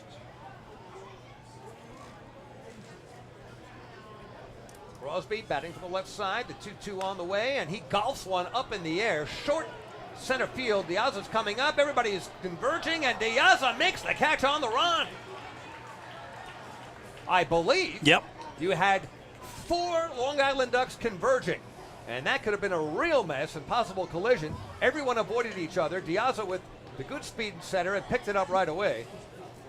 Normally, with a ball hit where it was, an infielder would probably try to call off the outfielder, but the guy in center really does have the right of way, and De Aza made a great basket catch. Yeah, that's the thing, David. Just stuck that glove out, as you said, basket-style catch, slicing between his 2 teammates and making the grab. So De Aza trying to make up for that 2-base error that went off his glove in the right center gap in the opening inning. That brings up Jared Walker, who, true to his name, walkered in the top of the first. You couldn't resist, could you? What can I do? You know, Walker with a big home run, hack and a miss. Good fastball again by Meisinger. He's trying to mix it up now, but he's got lots of pop on that fastball, which, as Kinger told us earlier tonight, has been topping out in the low 90s. Walker stands right up on the plate. 0-1 pitch on the way, and a swing and a miss. That one diving away from Jared. And it's quickly no balls and 2 strikes. So the Ducks were in that 4-0 hole immediately, but had wasted no time in climbing right back. Quacker Jack below us making the rounds here at the ballpark. I think the heat has gotten to a lot of us. A very relaxed crowd. Everybody's sitting way back in their seat. Looks like they're melting, but having a great time. 0-2 pitch on the way. Swing and a miss. Another good fastball from Meisinger. That is his 3rd strikeout. All of them have been swinging 2 down. They make it 5 in a row now, retired by the right-hander since that leadoff single by Michael Baca to start the visitors' second. Right fielder Braxton Lee coming up. He was the first strikeout victim of Ryan Meisinger back in the first inning. So 2 down, nobody on, top of the third. Ducks trailing by 1 against the Southern Maryland Blue Crabs. There's a broken bat bouncer. Big, nice hop to Vladimir Frias, second baseman, and throws out Braxton Lee, and the side is retired. 3 up and 3 down. The Ducks still trailing 4-3, heading to the bottom of the third. And the Ducks just retiring the Crabs 1-2-3, making this another PSEG Long Island energy efficient inning. With energy efficiency programs from PSEG Long Island, saving on your electric bill is also as easy as 1-2-3. Visit PSEGLINY.com/efficiency. Just one more way. PSEG Long Island is making things work for you. Hey fans, this is Tyler Webb, left-handed pitcher, and you're listening to Ducks Baseball on the Long Island Ducks Broadcast Network. PSCG Long Island wants you to know how to save energy and money in your home. Did you know energy efficient appliances can use up to 25% less energy? Here's how to save. PSCG Long Island offers money-saving rebates when you purchase Energy Star appliances. Discover how a little energy efficiency know-how can mean savings in your home. Find more energy efficiency tips, tools, and money-saving rebates at pscgliny.com/save money. Want an awesome birthday without all the hassle? Book your Kona Ice birthday party with the Ducks today. 2 brand new packages are now available, including our exclusive game room suite. Along with enjoying an exciting Ducks game, your birthday child and his or her friends will have a blast playing video games on Nintendo Switch, Xbox, and PlayStation 4 in their very own private luxury suite. Plus, they'll be treated to food, beverages, snacks, and much more. Kona Ice birthday parties with the Long Island Ducks, the party of a lifetime.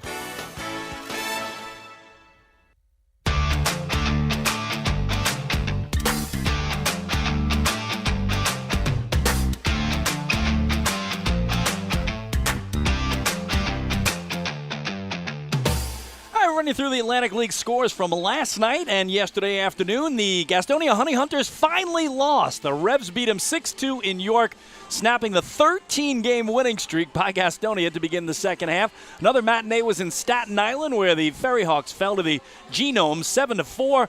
Kentucky has won 6 straight. Staten Island has dropped 4 in a row. Charleston in Lancaster dumped the Barnstormers 9-5. The Dirty Birds have won 2 in a row. The Stormers have dropped a pair in a row. And the rubber game in Lexington, Kentucky yesterday, the Legends over High Point 11-6. Yankees were swept in Houston by the Astros. The Mets were off yesterday. Mets start the second half at home tonight against the Padres. 3-game set. Yankees in Camden against the Orioles to start a 3-game set. And David, I think my numbers on the O's are they are 13-2 in their last 15 games. So right now, no pushovers as the Yankees usually dominate the Orioles, but I believe they're 13-2 in their last 15 are the O's. They are. They have been absolutely red hot. In fact, I believe they are still over 500. Every team over 500. Lou Ford at the plate. First pitch swinging. And the ground out to short to Michael Baca, who throws across to Jared Walker at first in time. Ford had struck out his first time up. And swinging at the first pitch here, grounds out. 1 down. The center fielder. I'm just waiting to call a Lou Ford homer. It's been years since I have. I've got a whole bunch of possible and I got to do it in back-to-back home games last week. It was terrific. I'm very jealous. Yeah. I got Louie Louie. I've got a boy named Lou. I got all these songs all prepared. He's letting you down. He's got a couple more ABs, though. He'll be fine. Alejandro De Aza at the plate. I heard he's saving him for tomorrow night. You going to be here? Sunday. Sunday. You're going to have to break all down this equipment and then build it back up for Sunday. Alejandro De Aza at the plate. He singled his first time. I heard he might hit 4 tomorrow night. You're killing me here. You're killing me, Smalls. You're killing me. You're killing me, Smalls. You're killing me. One of my favorites. Sandlot, in case you're wondering about that. 0-1 the count to De Aza at the plate. Alejandro at 342, 1 point off the leading hitter, who is sitting in the Southern Maryland dugout. Yeah, and I would think, David, safe to say, if he went up 3 points on the hit last time, he gets a hit here, he's at least getting 2, right? So he's at least jumping him. I think he's the league's leading hitter if he gets a base hit right here. He gets a base hit here, then automatically Harris starts lobbying Stan Clyburn to come into the game. Pitch is in there for a strike. It's 1-2 to De Aza. Sam Travis, DH, waiting on deck for the Ducks. Will be followed by Davidson Romero. Bottom of the third, Ducks trailing by 1, 4-3. We've already had lots of action with no doubt more to come.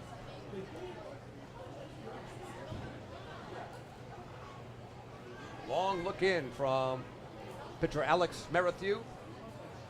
And the pitch to Diaz, missing outside, 2 balls and 2 strikes. How about this series Diaz had in Southern Maryland, though, David? Even though the Ducks got swept, losing 3 one-run games, he went 7 for 15. Almost hit 500 in the series, and so make it 8 for 16 now in his last 4 games against Southern Maryland. The problem has not been at the plate for the Ducks, not recently. 2-2 pitch on the way, a swing and a miss, going after a high fastball. And Diaz strikes out, second strikeout now for Alex Merrithew, 2 down. And I think that was Diaz saying, my bad, as he touched his chest, saying he knew it was out of the zone. He just was trying to tomahawk it out of there, but realized that's the pitch he's got to lay off. Sometimes they look really good coming up there with the heat. You got to swing early, and he swung right through it. Sam Travis now coming up. He drove in a run in the bottom of the first inning on a ground out to the pitcher. So for Sam on the season, his 58th RBI. And the pitch for Merrithew, and that is ripped line drive and taken right off the dirt in the air by shortstop Michael Baca. So a very quick 1-2-3 inning negotiated by Alex Merrithew, and the Ducks are retired in order. Nothing across. We go to the top of the 4th inning here at Fairfield Properties Ballpark, and the score remains Southern Maryland 4, Long Island 3. Hey fans, this is pitcher Akil Morris, and you're listening to Ducks Baseball on the Long Island Ducks Broadcast Network. Sayville Ford, the no-fees dealer, has been family-owned and operated for 65 years. Visit their spacious showroom to choose from a giant inventory of new, pre-owned, and commercial vehicles with a free 10-year, 100,000-mile powertrain limited warranty included. Some exclusions apply. Plus, they offer top dollar for trades, and their service department is open until 1 a.m. on weekdays. Sayville Ford, Long Island's Ford giant, is conveniently located off exit 50 on Sunrise Highway, or visit SayvilleFord.com for more information. Morning, Dan. How was your weekend? Oh, it was awesome. I took my family to a Ducks game and had a blast. The seats were great. We ate a ton of food, and the Ducks won. They even had amazing fireworks. Oh, yeah, they got a good thing going on there. I took friends to Thirsty Thursday a couple weeks ago and had too much fun.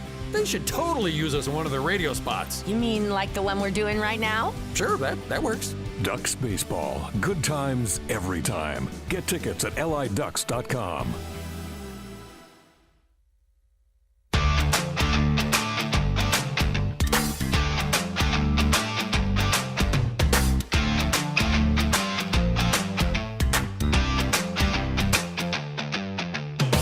Back at Fairfield Properties Ballpark, Long Island Ducks, Southern Maryland Blue Crabs. The Ducks trailing 4-3 as we enter the top of the 4th. The Ducks Health Report brought to you by Island Shore Physical Therapy, the official therapists of the Long Island Ducks. Johnny Turbo, who is a turbocharged part of the Ducks offense, out with a hand injury, is listed as day-to-day. Phil Caulfield on the disabled list with a left arm strain. Nick Pittari has lower body stiffness on the DL as well. And Brady Feigl, upper body injury on the DL. As far as one of your broadcast favorites, David Weiss, I'm feeling better. I really am. You look good. I think it's painkillers. Anyway, enough of that. As we turn it over for the next 4 innings to my buddy, the Kinger, Chris King. Thank you very much, David Weiss. Again, the Southern Maryland Blue Crabs 4, the Long Island Ducks 3 as we start the 4th. For the Crabs, 4 runs, 4 hits, no errors. For the Flock, 3 runs, 4 hits, and 1 miscue. Ryan Haug to begin it, and he takes Ryan Meisinger's first pitch for ball 1. Haug reached on an error by the center fielder Alejandro Deaza, who dropped the ball in the gap in right center his first time through, and Meisinger drops in strike 1 to even the count at 1-1. And how about these pitch totals, David, for Meisinger? 26 pitches to get through the first inning, 14 for the second, 9 for the third. So he is trending in the right direction. Very efficient. The 1-1 is chopped foul down the left field line for strike 2. He has done exactly what Wally Backman wanted. He has steadied the ship. A rocky top of the first. And Wally had no intention of taking him out at that point, knowing the Ducks were very capable of coming back, which they already have, back to within a run. And Meisinger has looked sharper with every pitch. Again, first start of the year from Meisinger after working out of the pen 16 times. The 1-2 is down in the dirt. Nice block by DiCarlo. 2 balls and 2 strikes on Haug, the catcher, and 7-hitter for Stan Clyburn's Southern Maryland Blue Crabs, who ran away with a first half North Division title. David, their record of 48-18 gave them the best winning percentage ever in a half in Atlantic League history. They won 72.7% of their games. Unbelievable. The 2-2 is foul back over the netting, and we'll do it again. And I was looking back at the way they started this season, David. It was incredible. They actually lost opening night at Lexington. The Legends then won their next 12 straight. They went 20-2 in the next 22 games and ran away with it. Nobody else had a chance. Run away and hide. Yep. Look that up in the dictionary, that phrase. That's what Southern Maryland did.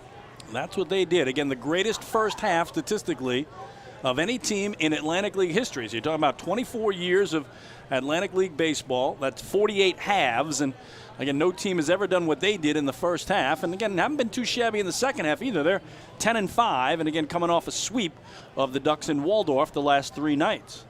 So the count full here on Haug as Meisinger comes set, and the pitch is right down the middle, a called third strike. So 1 strikeout per inning for the righty. That's his 4th of the night, and he's retired 7 straight. And that is the first one looking, the other 3 swinging. And you got to love this fastball. I mean, everything feeds off that fastball. If he can locate that and then mix the pitches up, he will be tough. So again, Wally Bachman telling us he wanted 70 pitches out of him. Didn't look good when he threw 26 in the first inning, but again, 14 in the second, 9 in the third. So that got him to 49 coming into this inning. And certainly a chance, David, to stay under those 70 pitches and still get the 5 innings that Wally needs to keep his DH in the game. The DH tonight for the Ducks is Sam Travis, the cleanup hitter. It's strike 1 on Ian Yetzko, who popped out to Vladdy Frias at second his last time through, and now strike 2, and Meisinger just feeling it right now. Yetzko on an off-speed pitch, just swinging for the fences there. He'll probably be a little more defensive at the plate now, down 0-2. But as you said, Meisinger in a real nice rhythm right now. Yeah, that fastball strikeout of Haug was at 92.8 miles an hour. So, David, we heard these low 90s when he first started the game, but now he's clicking up a bit higher, 91.7, 92.8. So still in that low 90s range, but gaining velocity as the game moves along. 1-2 now on Yetzko. Meisinger's pitch is in the air to center field, deep, but playable for Deaza. Calling off Mazzilli, his right fielder, to make the grab, make it 8 in a row. Retired by the righty, and there are 2 away. Man, to use a golfing term here, Meisinger would love to have a mulligan on that first inning. And it wasn't too bad, Dave, when you look back at it, right? It's 3 singles, a walk, and a big 2-base error, a 2-run error. I think one of those singles at least was a broken bat. Yeah, I think you're right. That's right. Yep. So you put that all together, and yes, it looks a lot worse than it actually was. So again, he's trying to go directly through the order here at the start of the second inning after the leadoff single by Baca. He retired 1, 2, 3. Then last inning retired 4, 5, 6. This inning has sat down 7 and 8. And here's the 9-man Baca, the last to reach base on him. And he starts him off with strike 1 on the outer edge of the knees. It's 0-1. Baca again singled to center and stole second base last inning, but since then 8 up, 8 down for Meisinger. Working quickly here as well. The 0-1 is outside, 1 ball and 1 strike. Baca brought in a 4-game hitting streak, so extended that to 5 with his single to center his first time through. Ducks trailing by a run here as we start the 4th. Meisinger over on that first base side of the rubber, skips one through to the backstop. 2 balls and a strike on the 9-man and shortstop for the visitor. I don't know why my mind is just, kind of scooting over to hockey, but I look at Michael Baca and I think of Michael Pekka. and Pekka came aboard with Alexei Yashin, and it was some really good years for the Islanders when they were very competitive. And, man, if we can get back to that next season, I think we will. Hopefully we will, as this one's fouled back. That was that 01-02 season, David, where it was not only Pekka and Yashin, but Acoin and Osgood and Bates and all these players that came along, and a rookie head coach by the name of Peter Laviolette. Whatever happened to him? Yeah, he won the Stanley Cup later with the Hurricanes. That's right, that's what happened to him. Of course, Michael Pekka, Captain Crunch, one of my favorites. Yeah, great guy. Did a great job, won that Selke trophy with the Islanders, is the best defensive forward in the league. 2-2 here, has him jumping out of the way for effect, and the count now full on Baca. So not Michael Pekka, but Michael Baca. Pretty close, David. I'll give you that. Looks a little Pekka-ish too, right? There's other things we could go with, but we're not going to. No. But Michael Pecca was a guy, like, when you saw him in person, David, you'd never believe he was, like, the ferocious hitter that he was on the ice. He looked like a bag of bones at about 175 pounds. Here, Baca wouldn't chase the slider, and that's the walk. Just the second of the night for Meisinger. That'll break up that run of 8 in a row retired. A 2-out runner, and remember, Baca stole second his last time up. Not to belabor the hockey point, but 01-02, was that the season of the great series against Toronto? Yes, the one where the home team won all 7 games. Right, Yep. and that's the one with the penalty shot and the loudest roar I've ever heard. Yeah, the Game 4, Sean Bates penalty shot, won it for the Islanders with 2.5 minutes to go. Absolutely. Man, I remember that Jake McDonald call. Yep. It was unbelievable. So to the top of the order for Jack Sundberg, that one actually Howie Rose in 2002. Oh, was it? That was Howie's call, yep. Jigs had departed, but you're in the same ballpark there, David. I'll give you that one as use a baseball cliche. And David's got delivery going on in the booth, so we got to talk about that. My lovely daughter, Rachel, who is now engaged to her boyfriend, now fiance. And you have her delivering food to you in the booth. That's what you're doing to celebrate, my friend. I want her to know what being a wife is all about. Service your husband. My goodness, oh, God. David. Send all those letters and and emails. Care of Chris King. There he is. All right, let's wait for this pitch before we start picking on the two of them. It'll be a 1-0 to Sundberg at the top of the order. Baca takes off. Here's the throw by DiCarlo. Skipped into the glove of Watley. So another stolen base for Baca, second of the night, 11th of the year. Had a good jump and made it pretty easily with a one-bounce throw down to second base.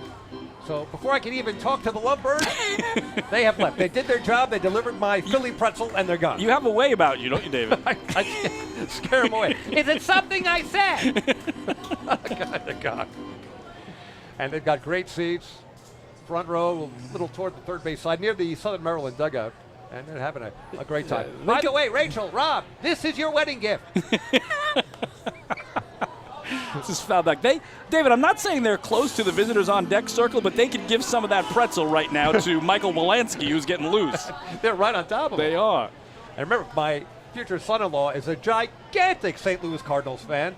He is from St. Louis, where he grew up, and his bachelor party will be at a Cardinals game next summer. Okay, that is awesome. Yep. Great ballpark and great city. They love their cards, and just anytime I go there, I just love the whole Ballpark Village, it's called, David, right around the ballpark. Such a great time. Right. Absolutely great time. Well, 1-2 here on Sundberg as Wolanski tries to keep it, as Meisinger tries to keep it a one-run game with Wolanski on deck, and that one misses. It's 2-2. So again, Ducks down 4-3. The stolen base by Baca has him in scoring position for Sundberg at the top of the order, who's popped to short and lined to second. He's 0 for 2. Brought in a 3-game hitting streak and hits in 8 of his last 9. For Sundberg, who went 8 for 13 in the 3 games against the Ducks in Waldorf the last 3 nights. So he just killed the Ducks at the plate. The 2-2. Did he get it? He did! A called third strike on the outside corner. Meisinger continues to heat up, making 5 Ks on the night. And the side retired. For the Crabs, no runs, no hits, a walk, 1 left. We go to the bottom of the 4th on the island. It's still the Crabs on top of the flock, 4-3. Hey fans, this is outfielder Johnny Turble, and you're listening to Ducks Baseball on the Long Island Ducks Broadcast Network. The other day, my husband, Jason, was searching for something to watch on TV, and he said, "Baby, I want to take off." And I said, "Me too. Cancun?" And he said, "No, I mean our life. Get to the next level." So we called First National Bank of Long Island. Now we're going places. With access to local decision makers who are known for highly personalized service, First National is the bank that always puts you first. Newsweek named us the best small bank in New York State. Let's connect at fnbli.com. First National. Go first. Go far. First National Bank of Long Island, member FDIC. Hey kids, are you ready to be part of the coolest club in town? If so, sign up today for the Long Island Ducks Kids Club presented by Bethpage Federal Credit Union. Children 14 and under will receive exclusive perks that only come with being a member, including a free ticket to a Ducks game, a free commemorative yearbook, 10% off at the Waddle Inn Shop, and much more. They'll also receive priority access to skip the line during Kids Run the Bases at all Sunday home games. Sign up today by visiting liducks.com or by calling 631-940-3825, and we'll see you at the ballpark.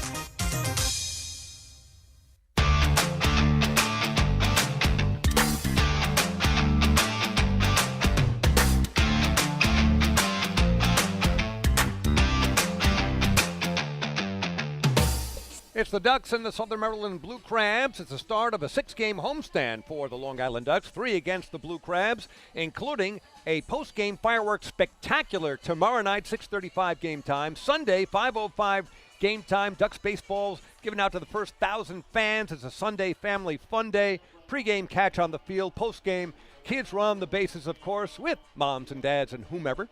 Tuesday, Wednesday, and Thursday of next week, after a day off on Monday, 3 against the Staten Island Ferry Hawks. 3 ways to get your Duck tickets at the Fairfield Properties Ballpark box office right here in CI, online, liducks.com, or over the phone at 631-940-TIXX. For those of you who don't have to go through the translation of letters to numbers, I mean, who does that anymore? Anyway, it's 940-8499. All right, we go to the bottom of the 4th. Ducks trailing at 4-3. Ready Alex Merrithew into his 4th inning of work against the 5-hitter and third baseman for the Flock, Davidson Romero. First pitch there is up and away for ball 1 to Romero, who grounded out to short his only time through. We'll have to see what Wally Backman wants to do with his starter, Ryan Meisinger. He is at 71 pitches through 4 innings. Wally told me before the game 70 was the goal. Again, it's his first start of the season and just the 5th career start in 8 years as a professional pitcher for the right-hander, but he's gotten stronger as the game goes on, so maybe Wally just runs him out for one more inning to try to keep his DH in the contest. It was ball 2 to Romero, and now ball 3 up and in. Of course, the flip side of that, Chris, is that you'd like to bring in a reliever with a fresh inning, and you might want Meisinger to leave on a good note. That's a good point, too, David. So we'll see how he plays it when the Ducks take the field for the top of the 5th. Again, they trailed 4-0, Long Island did, in the middle of the 1st. Scored 1 in the 1st, 2 in the 2nd, and last time held off the board for the first time, as here's a strike. 3-1 now on Romero. Romero brought in a 3-game hitting streak. Hits in 5 of his last 6, and he too had a great series in Waldorf, despite the fact the Ducks got swept. 3 one-run losses. He went 5 for 10. Here he rips it foul off the netting beyond the Southern Maryland dugout, and even on the rebound, Wally Backman jumping out of the way of that one, the count full.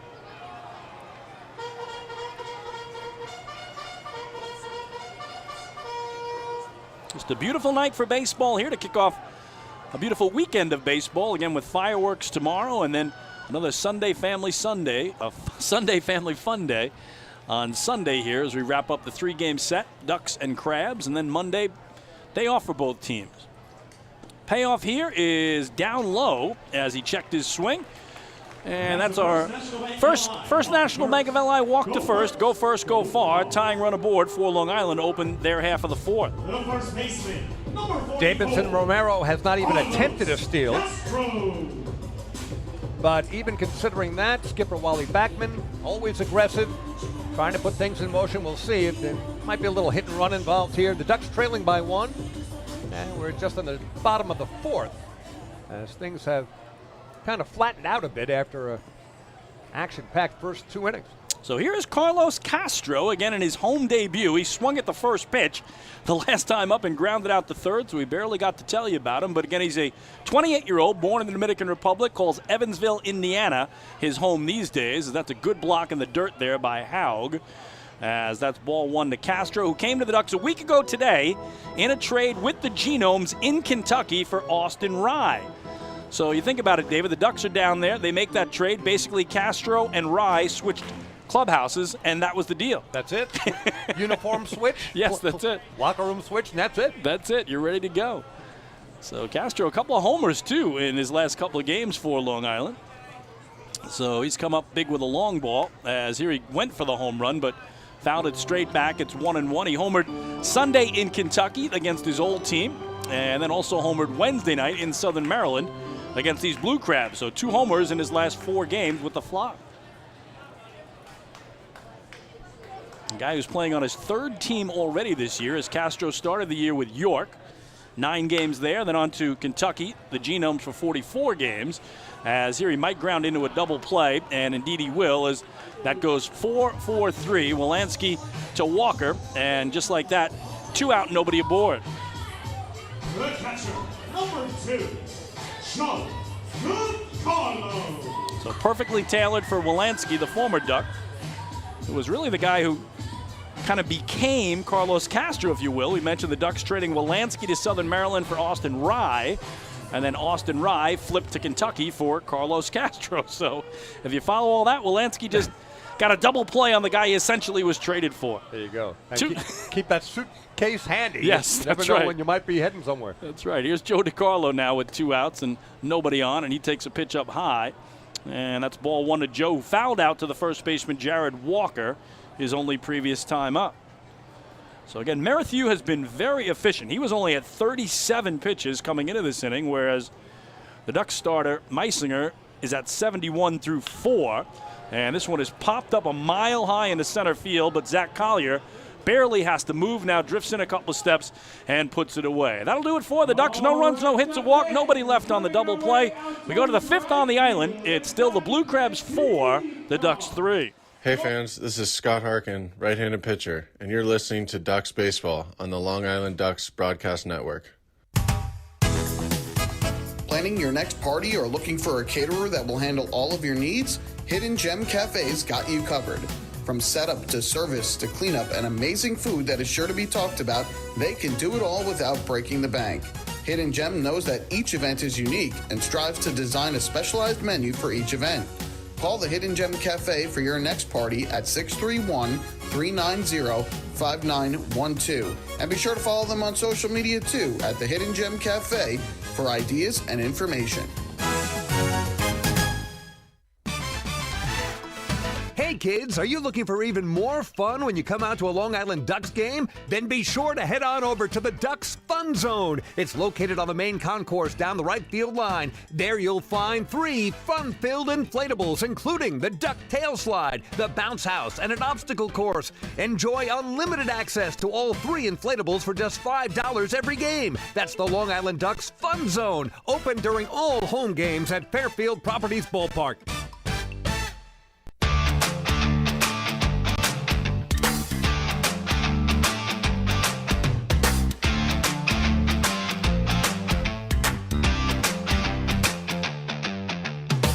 Well, we go to inning number 5 here at Fairfield Properties Ballpark. Blue Crabs up on top of the Ducks 4-3. And indeed, Ryan Meisinger will try to get through 5 innings for Wally Backman, sitting at 71 pitches.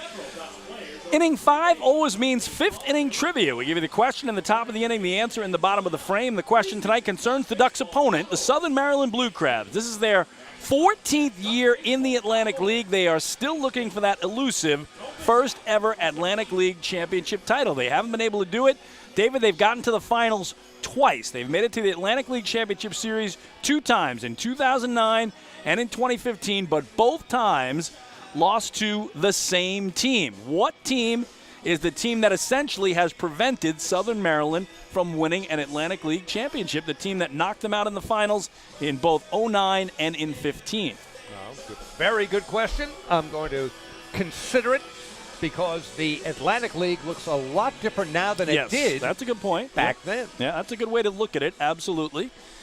And, of course, the Ducks have taken him out plenty of times as Long Island beat him in last year's playoff, which was a best of 3. Blue Crabs took game 1 here on the island. Ducks went down to Crustacean Nation, as they like to call it down there, in Waldorf, and Ducks won game 2 and game 3 to knock them out once again. So Southern Maryland got to be feeling confident, though, that this is their year, coming off that record first half. Here's Michael Wolanski, first pitch swinging, and he grounds it foul down the left field line. 0-1 on the Blue Crabs' second baseman, who has singled and scored in the 4-run first and struck out swinging. Sure, you got Southern Maryland with lots of confidence, but those folks down in Gastonia absolutely might beg to differ, along with the fact that you just never know if the Ducks sneak into the playoffs, earn their way in, I should say, via wild card. Anything can happen in a short series. We know that. Yep, Ducks have made the playoffs 6 straight seasons, trying to make it 7. And again, are in a great spot wild card wise. We'll fill you in on that in a second, as here's a ball and a strike to Wolanski. Again, the Gastonia Honey Hunters won the first half in the South at 44-21, and they've opened up 13-1 to start the second half. They were undefeated up until yesterday afternoon when the Revs beat them in a matinee in York, Pennsylvania. 1-1 is a strike, 1-2. So Gastonia, a threat to be heard from. They won the South Division. Southern Maryland won the North. Those two teams are in the postseason. But if either of those teams wins their respective division again, then you have that wild card situation where regardless of division, it's the team with the best overall record in the entire season. 1-2, beautiful slider, swinging strikeout. Make it 6 Ks for Meisinger, 1 away. And the last 2 in a row from the 4th over to the 5th. So Meisinger rewarding the confidence Wally Backman has in him with that supposed pitch count limit of around 70. He's gone beyond that. And my point earlier was that maybe Wally wants to take him out, have him feeling good, get a reliever in there with a fresh inning. But Meisinger looks really fresh right now. Well, here is Zach Collier. He's singled and scored in that 4-run first and grounded out. He's 1 for 2.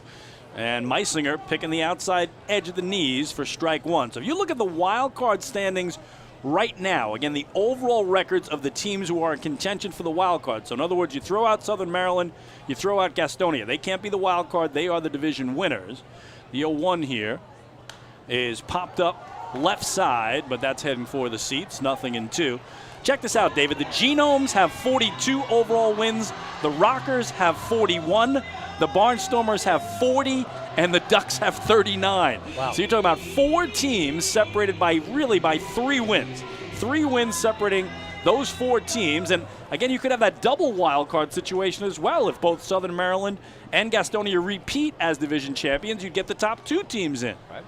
0-2 here is in the shoot tops of Collier for ball 1. And that could very well happen again. They Yes. repeat. You get 2 more in there, and then the postseason becomes a real crapshoot.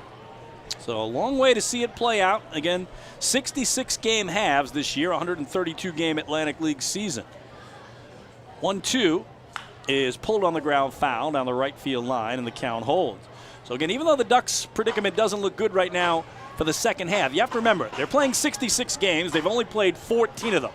Their record is 3-11 because they're coming off an 0-6 road trip, dropping 3 in Kentucky to the Genomes and then 3 in Waldorf to these Blue Crabs. But they've been a much better home team all year long. And again, they're hoping that this will be the tonic that gets them back on track.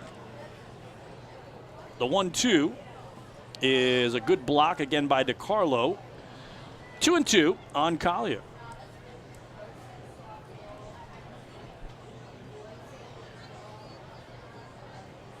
Meisinger kicking away at the dirt on that first base side of the rubber, where almost works that right cleat off the corner of the rubber, and then readies his 2-2. And that a good look downstairs, and terrific at bat here by Collier to run it full. And the pitch count getting a little higher for Meisinger on the mound. And checking on that for you again. He was at 71 coming into the inning. It's his first start of the year as a reliever. His high was 59. And Wally Backman said 70 was the target. Obviously, we've blown past that. Payoff is foul back, and Collier, if nothing else, is really extending the right-hander. Unofficially, David, at 82 right now. If Meisinger gets through this frame unscathed, I mean, it's more success than anything else. I mean, 4 runs, but only 2 of them earned. And look at what he has done since the first inning. He's been terrific. Another payoff. And this time he did lose him down and in. So 3rd walk of the night and a 1-out runner for the Blue Crab. So Wally Backman, a close eye as he talks it over with pitching coach Mark Wiedemeyer on the near side of the Ducks dugout from where we are behind home plate. 1 on, 1 out, and here's Alex Crosby. Had a big 2-run single up the middle in the first and has also flied out to center. Crosby was the guy that had the game-winning single in the bottom of the 9th to beat the Ducks 6-5 in the opener of that set down in Waldorf on Tuesday evening.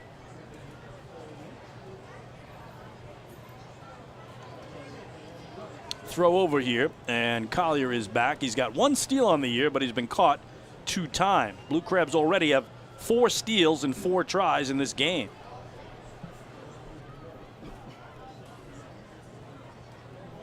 Collier right at the cutout. And that one almost hit Crosby in at the knees. The ball 1, so you wonder if the control is starting to become an issue here for Ryan Meisinger. And if he comes out before getting through this inning, the Ducks lose their DH, who is the cleanup hitter, Sam Travis. Wally Backman often can double switch, though, as he's done all year, David, to keep him in and take somebody else out. 1-0 is fouled away other way, 1-1. Going back to those stolen base numbers, I'm taking a look at the overall numbers for Southern Maryland. Again, leading the league in average offensively at 274, but what a nice ratio here. 89 steals, caught stealing only 15 times coming into this game, and that 89 is now over 90 with several steals here tonight. I think 4, right? Yep, 4 for 4. And thinking the same thing as you is Meisinger, as he's going to fire over, even though Collier has had very little success stealing this year.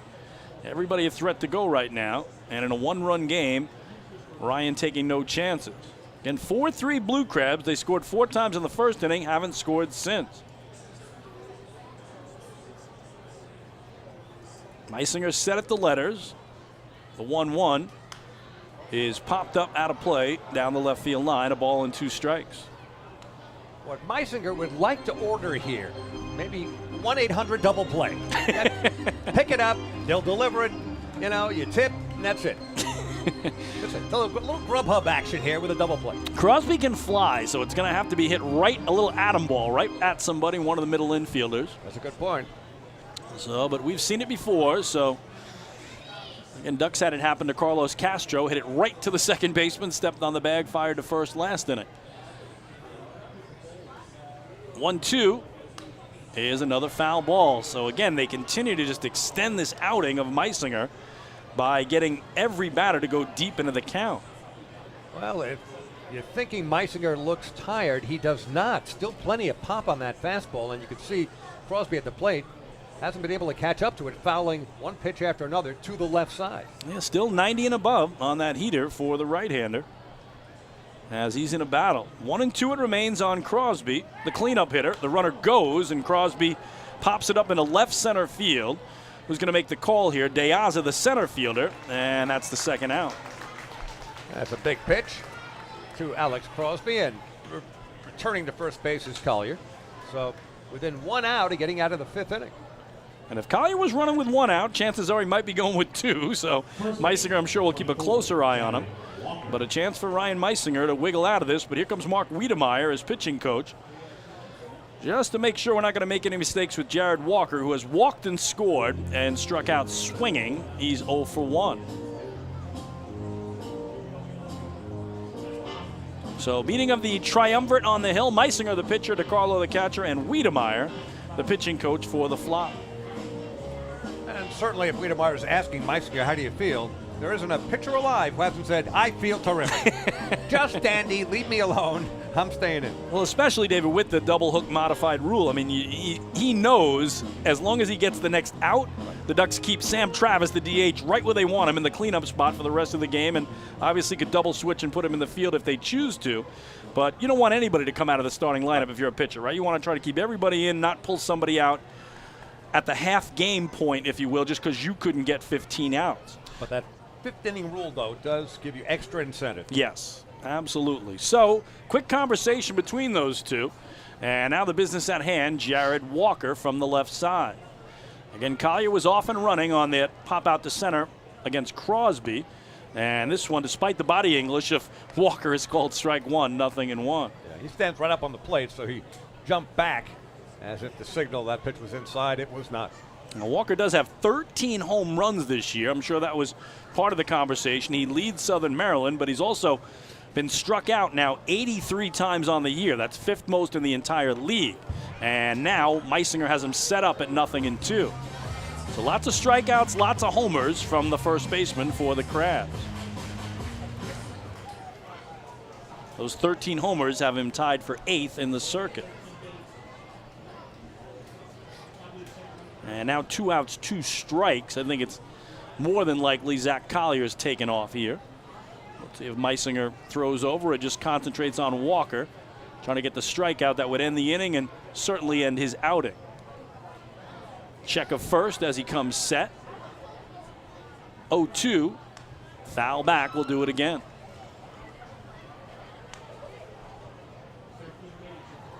Again, Ducks coming in, losers of 6 straight games. First time that's happened all year to Long Island. And they have just 3 wins in their last 15 contests. Blue Crabs have won 3 in a row, courtesy of the sweep of Long Island down in Waldorf the last 3 nights, and Southern Maryland 10-5 to start the second half. With the struggles, though, a whole lot of one-run losses. Yep, all 3 games, 1-run losses for the Ducks to the Crabs in Maryland. The 0-2, check swing, call, third strike. What a job by Ryan Meisinger. 7th strikeout of the night will end his evening with the Ducks trailing 4-3 at the middle of the 5th inning. For the Blue Crabs, no runs, no hits, a walk, 1 left. Long Island stays within 1 as they come to bat in the home 5th. Hey fans, this is first baseman Sam Travis, and you are listening to Ducks Baseball on the Long Island Ducks Broadcast Network. Millennium Container Service is fulfilling the needs of businesses and homes across Long Island. They provide waste and recycling services plus a variety of dumpster rental options for any project. Millennium Container Service offers convenient, on-time deliveries and pickups, as well as daily, weekly, and monthly commercial service. Need a quote? Call 516-826-5544 or visit millenniumcontainer.com. Millennium Container Service. Keep your home and business clean. Want an awesome birthday without all the hassle? Book your Kona Ice birthday party with the Ducks today. 2 brand new packages are now available, including our exclusive game room suite. Along with enjoying an exciting Ducks game, your birthday child and his or her friends will have a blast playing video games on Nintendo Switch, Xbox, and PlayStation 4 in their very own private luxury suite. Plus, they'll be treated to food, beverages, snacks, and much more. Kona Ice birthday parties with the Long Island Ducks, the party of a lifetime.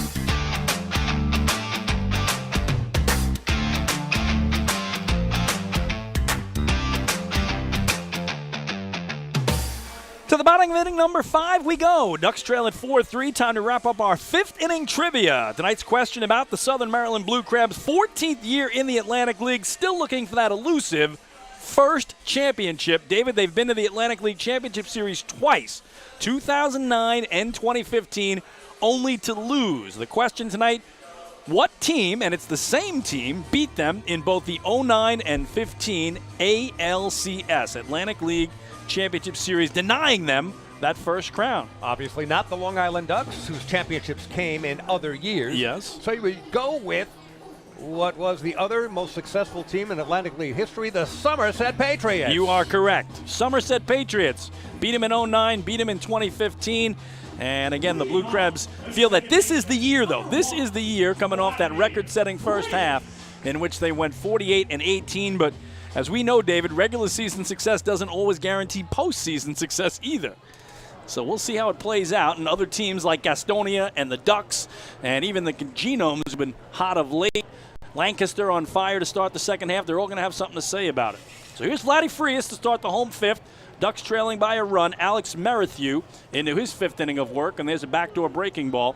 Strike 1 on Vladdy, who singled, stole the base, and scored in the 2-run second inning. And Frias has really hit Blue Crabs pitching well all year. His overall average against the Atlantic League, 242, but against Southern Maryland, 432.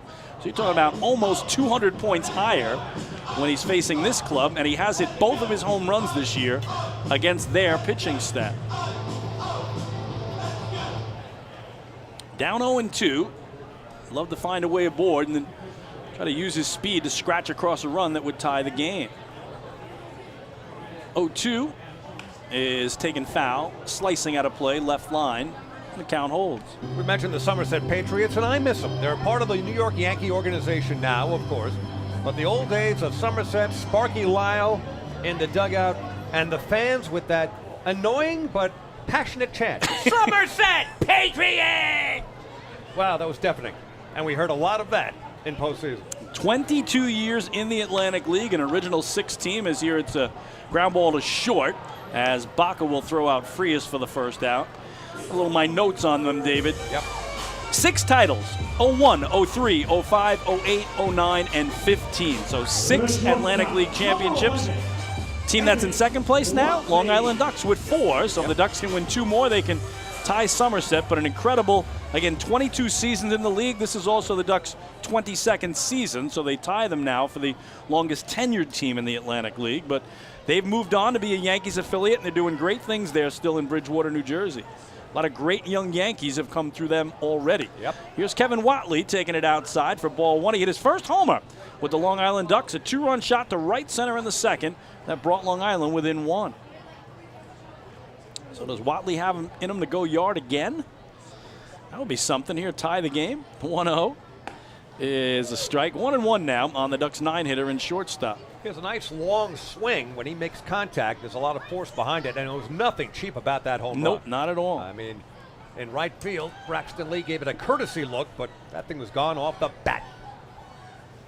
1-1 is a little cue ball off the end of the bat. Nice tap dance by his manager, Wally Backman, coaching third, and it's 1-2 on Kevin Watley, whose homer came in his 13th game with a flock and his 39th at bat. I got a text from my future son-in-law who's at the game here tonight, Rob Levin. He said, why is Wally Backman coaching third? I said, in the Atlantic League and in many minor leagues, the manager does coach third. It's rather common. Yep. And when Lou Ford's not in the lineup, a lot of times Lou does it, and Wally stays in the dugout. As here, Watley couldn't hold up as he's a strikeout victim for Merrithew, just his third of the night, 2 gone. That's a good point, as Lou, of course, not only the all-time great veteran of the Long Island Ducks, but also serving as one of the coaches, and you will see him frequently in the coaching box as well when he's not in the lineup. So 2 up, 2 down at the top of the order for L.J. Mazzilli, who doubled and scored to open the game and is flying out to left. He's now reached in 10 straight games. And Mazzilli just trying to find a way on with all that speed with 2 outs here and a chance for Long Island to tie the game with Lou Ford on deck. First pitch to Maz is up and away for ball 1. Mazzilli had a homer Sunday in Kentucky against the Genomes. And the Genomes shut out the Ducks in the first 2 games of that series. Long Island had a lead in the 3rd game and couldn't hold it. And then the Ducks had leads in all 3 games in Southern Maryland, only to watch the Crabs rally and win all 3, one of those in walk-off fashion. 2-0 on Maz, the right fielder and leadoff hitter.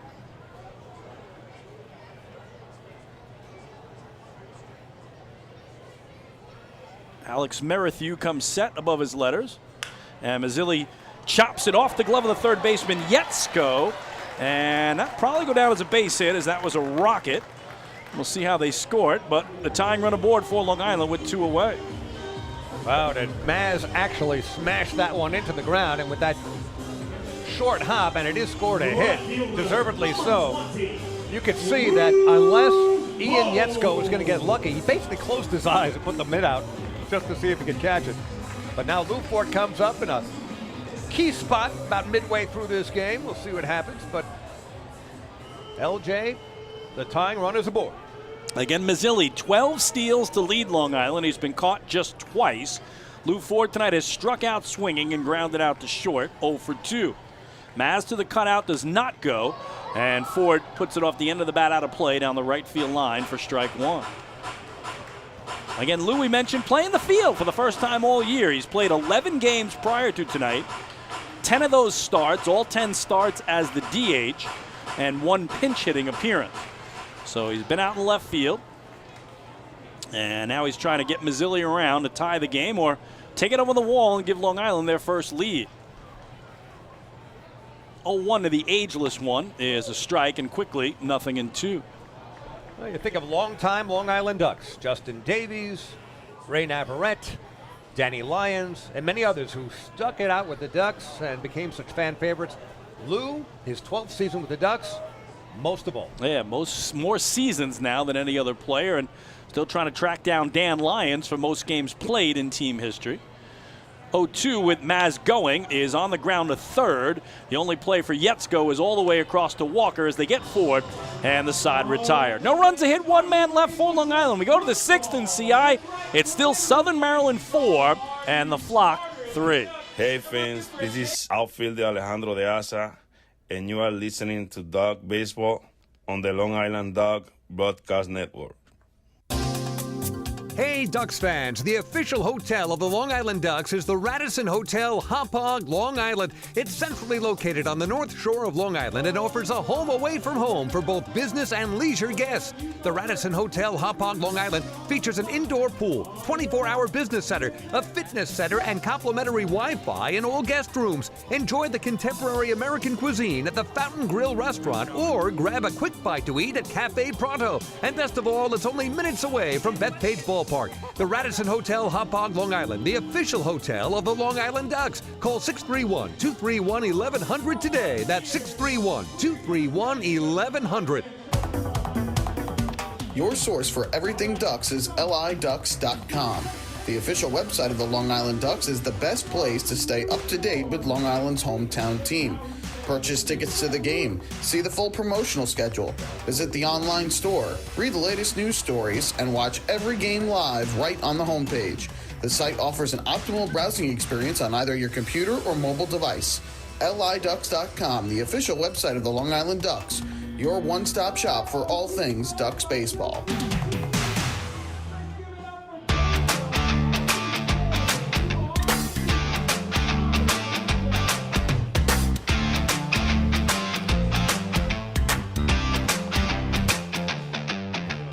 Duck fans, don't forget to stop in the Waddle Inn Shop on your next visit here to the Duck Pond, where exclusive, hard-to-find Ducks memorabilia is now on sale. Proceeds benefit the Quacker Jack Foundation, the charitable arm of the Long Island Ducks. We have a Ducks pitching change, and yes, we'll get to that in a second. But more importantly, I got my daughter right outside the broadcast booth here with her brand new fiance. So Rachel Weiss is here and Rob Levin. They both work at Newsday. They get up early. They flip the papers onto porches. They're very, very hard-working individuals. Now, he's a deputy managing editor, and she's an award-winning feature journalist. How you guys doing?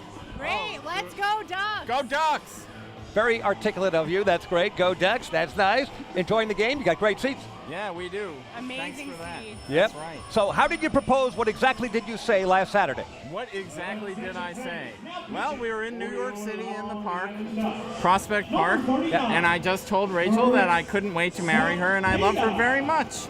And you asked my permission, which was I did do that months earlier. That's right. true. By the way, right. Rachel's looking for a venue for her wedding, and she says she's inviting 6,002 people. Right. Chris, I'm just wondering, is that number significant in any way? It's perfect. A sellout right here. We'll do it. Love you. right. Love you both. Thank you. Congratulations. Everyone gets invited. Thank you. And remember again, the tickets are my wedding gift. Get out of here. Thank you.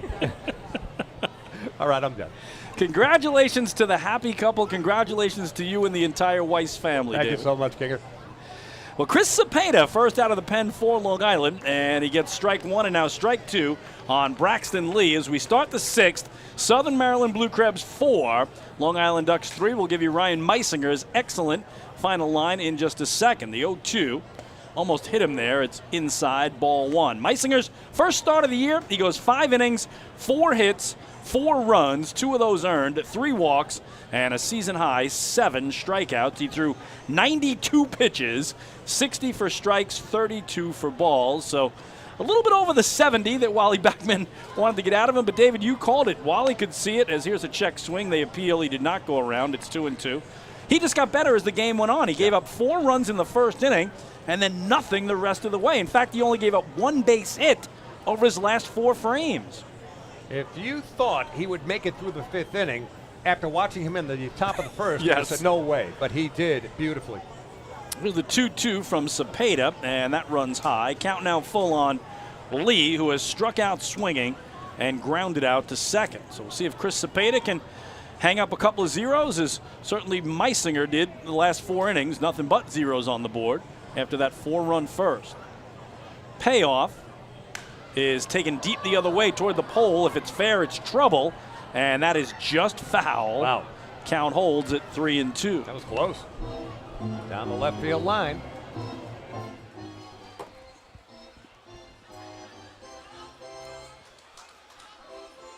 Once again, we mentioned the humidity in the air, although always a bit of a breeze in central Islip here at the ballpark. Not much of a breeze right now. Ball is carrying, however. Here, we're looking at all those flags down the right field line. There are 7 of them, and they're all hanging limp right now. So you're going to get out of the park, you got to do it on your own power tonight.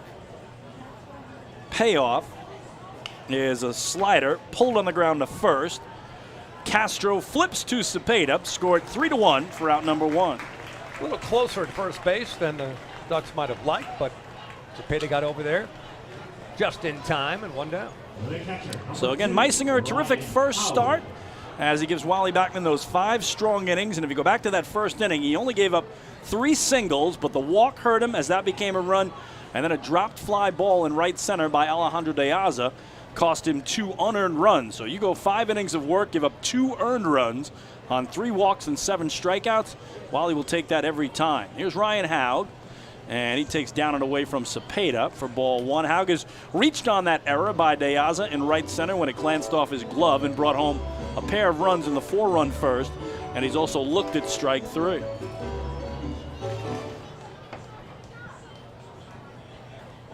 Cepeda, the righty, from dead center in the middle of the rubber, comes set away from his letters. His 1-0 is crushed down the left field line. If that's fair, it's long gone back toward the pole, and that ball is foul. So a couple of near misses here, David, for the Crabs already off Cepeda. That was a moonshot, too, as high as it was far, as you mentioned, to the left of the foul ball. Again, the pole's 325 feet away here at beautiful Fairfield Properties Ballpark and 400 feet to dead center field, but as David had talked about, no wind at all right now as Haug is going to dig back in here at 1-1.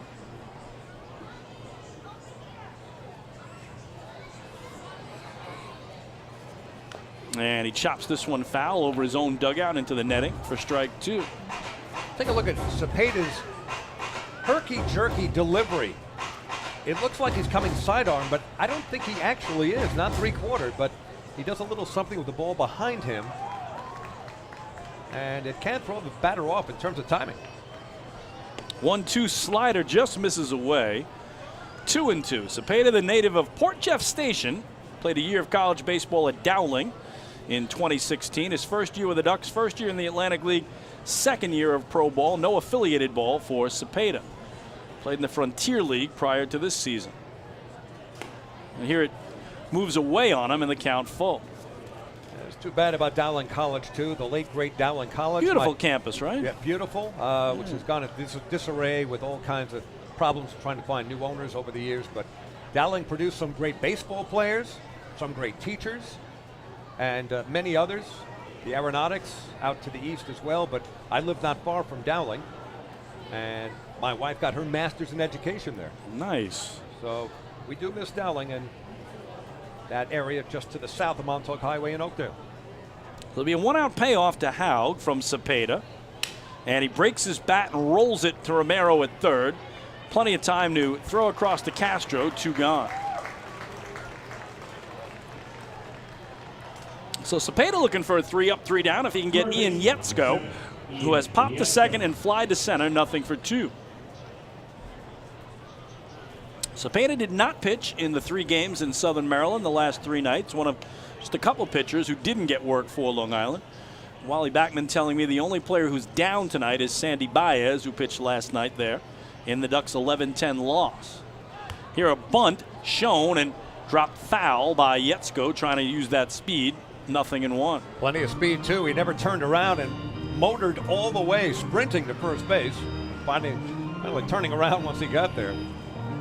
Good thought, but too much English on that thing and spun right into foul territory. Yeah, you're right there. Like it was say cue ball, but that thing really was like a cue ball that was well struck, because I thought it had a chance at first too, but the minute it hit the ground, all that English just took it immediately toward the Blue Crabs dugout on the third base side. So Davidson Romero at third, still playing deep. He's not going to just come in because of the 1 bunt attempt. Let's see what Yetzko does here. He's swinging away and fouls it the other way, right side, 0-2. So Cepeda trying to make quick work of the Crabs here, who haven't scored since the first inning. Ducks scored in the first and second, and each team's been blanked ever since. Yeah, things have calmed down noticeably since those opening 2 frames. But the Ducks still have plenty of opportunities here, trailing by just 1. Blue Crabs have not had a hit in the last 4 innings. 0-2 breaking ball, a beauty, and he locked him up looking Chris Cepeda, 3 up, 3 down. We go to the bottom of the 6th on the island. It's still the Crabs 4 and the Ducks 3. Hey fans, this is catcher Joe DiCarlo, and you're listening to Ducks Baseball on the Long Island Ducks Broadcast Network. This is it. Check it out. See what everyone's talking about. Let Nicolak Pavers pave your way. Bring your outdoor living dreams to life. Visit Nicolak's Outdoor Design Center at 200 Henry Street in Lindenhurst and see thousands of square feet of pavers, retaining walls, fire pits, and outdoor living accents on display. Only Nicolak paving stones are made with Paver Shield technology for more vibrant color options than anyone else. Visit Nicolak.com to request a free sample or their Outdoor Design Center at 200 Henry Street in Lindenhurst. Nicolak. Ask for it by name. You'll see the difference. Visit Nicolak.com. That's Nicolak.com. Let Nicolak Pavers pave your way. Pave your way.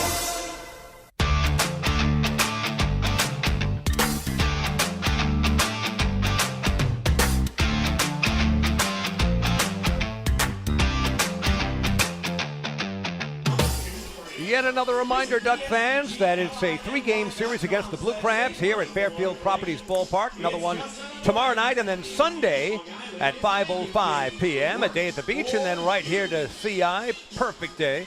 Tuesday, Wednesday, Thursday of next week, 3 against the Staten Island Ferry Hawks. And make note, tomorrow night, it's one of those fireworks specials. Post-game fireworks spectacular. Game time 6:35, so get your tickets. You know the fireworks games. If they don't sell out, there are just a few seats to be had. And it's going to be a beautiful evening weather-wise, David. And again, everybody, all the kids out of school now, we're kind of heading towards summer proper. You get that feeling of the first heat wave arriving. And this ballpark just has a certain hum to it when it gets full, like I'm sure it will be tomorrow night. And no better place to be on a Saturday night than right here at the old Duck Pond. So Ducks trail by 1 as they come to bat in the bottom of the 6th against the right-hander Alex Merrithew. His first year with Southern Maryland, first year in the Atlantic League, 4th year of pro ball. He was never drafted or signed by an affiliated team, independent ball only after 4 years of college baseball at Rockhurst University in Kansas City, Missouri for the Independence, Missouri native Alex Merrithew. So again, Merrithew, much like Ryan Meisinger for the Ducks, started the year in the bullpen, is now making his 5th start. Tonight was Meisinger's first start, and he was terrific. Just 2 earned runs in 5 innings of work. And that included a season-high 7 strikeouts. So heart of the order for the Ducks, De Aza, Travis, and Romero against Merrithew here with Long Island down a run. De Aza has singled to center and struck out swinging. He's 1 for 2. Goes after the first pitch, loops it into left field, long run in for Sundberg. He won't get there. So an opposite field single for Alejandro De Aza, who is now 2 for 3 in the game. And we'll have to see the numbers next time he comes through. Might be the leading hitter in the league right now with David Harris in the Blue Crabs dugout, not playing tonight. Came in 4 percentage points higher than him for the league lead. So De Aza 8 steals and 9 tries this year.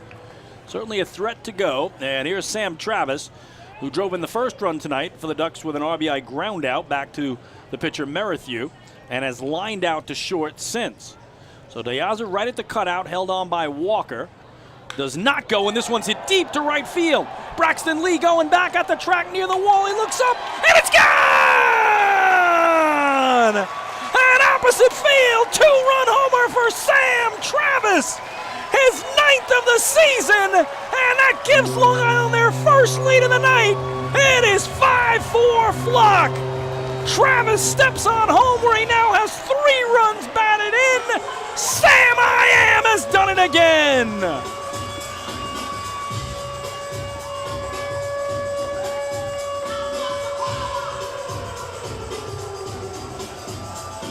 Third baseman, number 24, Davidson Romero. So he has 3 of the 5 runs batted in, make it 60 on the season for Travis.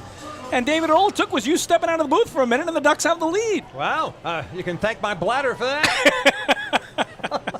Here's Davidson Romero. I missed that. I heard the siren go off. I said, oh, come on. David, I'm going to ask you to leave the booth. I hate to say this, but you can return once the inning's over. How about that? I'll be back. So the Ducks, who were down 4-0 at one point, now lead it 5-4 here in the bottom of the sixth on the Sam Travis long ball. Romero is 0 for 1 with a walk. After ball one, he takes ball two down low. All right, describe it to me. Which field? Where'd it go? Right center.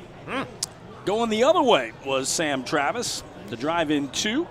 And again for him, now 9 home runs on the year. Trailing only Dustin Woodcock, who's got 11. So Davidson Romero sitting pretty at 2-0. And he hits it deep to left field. Sundberg going back at the track, at the wall. He looks up. It's gone! Back-to-back home runs. First Travis, the 2-run shot. And now Romero, a solo blast, his 9th of the season. Make it 6-4 Flock. He slaps the hand of Wally Backman at third, makes his way to the plate. Davidson goes deep. Long Island's lead is 2. And if you're watching on YouTube, you can see the rally towels all over the place. Another no-doubter. Romero just crushing it to left. So the Ducks go back-to-back, quack-to-quack, beak-to-beak, and have a 2-run lead. Unbelievable. So a single by De Aza, back-to-back homers for Travis and Romero. Still nobody out. Highest scoring in the game for the Flock. They put up a 3 spot and are looking for more here. As chopping it toward third is Castro. That is foul for strike 1 on Carlos in his home debut. I didn't even get a chance to ask you how De Aza got aboard because I missed that as well. Single left. There you go. What a half inning has been for the Ducks, coming all the way back and then some. So how about that? Travis and Romero both hitting their 9th home runs of the season, back to back. And Long Island now 6 unanswered runs, wiped out a 4-0 deficit. They lead it 6-4. And that one a swing and a miss off the plate. 0-2 on Castro, who was twice grounded out, once into a double play. So the Ducks with 3 dingers here tonight. 0-2. Oh boy, chased another one. Down and away, and now to get the put out, Haug will have to throw to Walker here to make it official, 1 away. 4th strikeout for Merrithew. Had a game, David, last week I did here. Ducks in Lexington, 11 home runs on the night. Wow, it's crazy. Did you have any voice left? No, that was the night Dustin Woodcock hit the 3 homers alone by himself. I had absolutely nothing left. Well, you played the highlights, though, earlier tonight in the pregame show. You sounded fine to me. Oh, thank you. But early on, Lou Ford hit one I could barely get it out because the night before, Lexington had hit 6 home runs in that game. Wow. Crazy. I would have run out of songs. Yes, you might have. You might have. Here's Joe DiCarlo. He's 0 for 2. Trying to add to the hit parade, which is now up to 8 for Long Island. And again, the back-to-back homers by Travis and Romero now give the Ducks 33 home runs this year here at home. Every time the Ducks launch a homer here at Fairfield Properties Ballpark, Island Federal Credit Union will donate $1,100 to Long Island Cares. So you do the math, 33 home runs, $3,300 to that great cause. Here, ground ball through the left side. And in the left field, Joe DiCarlo has his first hit of the night. And the hit parade continues for the Flock. That's the second time Ian Yetzko at third base did kind of an Olay Matador type, just trying to flip his glove at it. It was hit so hard. He went down to one knee, and it was by him before he could do very much of anything except just try to flick the glove at the ball. So Ducks may not be done here. In the bottom of inning number 6, 3 across, looking for more. Well, here's Vladdy Frias. He's 1 for 2 with a single, a stolen base, and a run scored. DiCarlo at first has 4 steals, has not been caught this year. Short lead right now as Merrithew's first pitch is lifted foul back behind home, 0-1. And did you notice that swing from Frias? Now, he often swings very hard earlier in the count. Yep. But right now, everybody's got home run fever. Everybody's swinging for the fences. It is contagious. Again, Vladdy with 2 home runs this year, both against the Blue Crabs. So I'm sure he knows that, as Merrithew's given up 3 long balls already tonight. 0-1 is slashed away foul high up on the third base side, 0-2. for Merrithew, he'd only given up 2 home runs all year in 39 2/3 innings of work coming in. He's given up 3 home runs here tonight in less than 6 innings of action. So Ducks are taking it to Merrithew, facing Long Island for the first time as a starter. Faced him a couple times in relief, but first time from the beginning of the game. The 0-2 is hit towards short, could be 2. Baca will step on the bag himself, fire to first, and that will be an inning-ending 6-6-3 double play. But not before the Ducks put up 3 runs on 4 hits. Nobody left. The back-to-back homers for Travis and Romero for each their 9th of the season has Long Island on top 6-4 through 6 here on the island.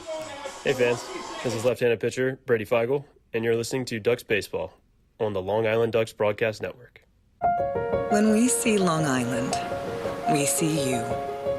Because at Catholic Health, we know that it's your remarkable lives that breathe life into our island. So at every Catholic Health hospital, practice, and care facility, we're able to provide the highest quality, most innovative care for your body. Because our culture cherishes your humanity. Long live Long Island.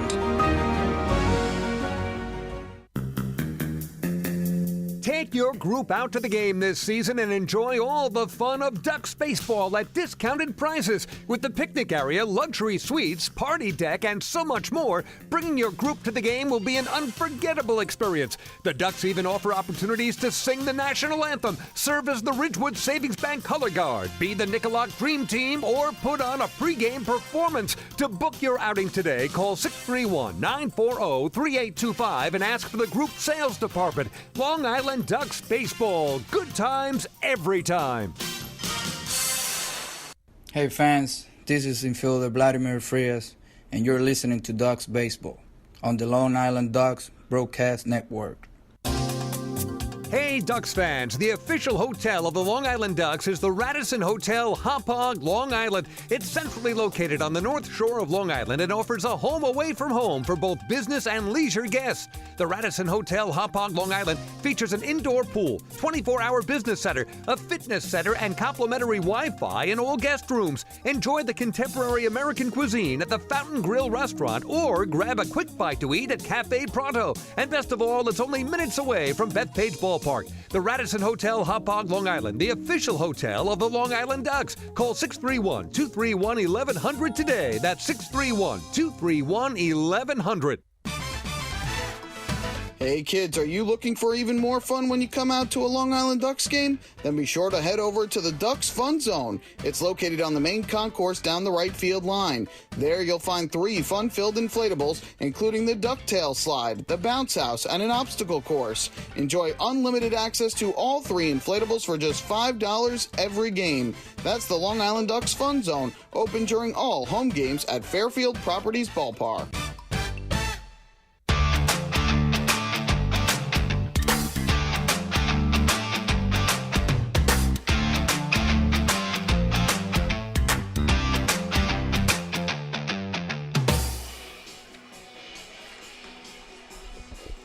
And we're back at Fairfield Properties Ballpark, going to the top of inning number 7. And the new pitcher for the Long Island Ducks is Chad Hocken, taking his warm-ups right now.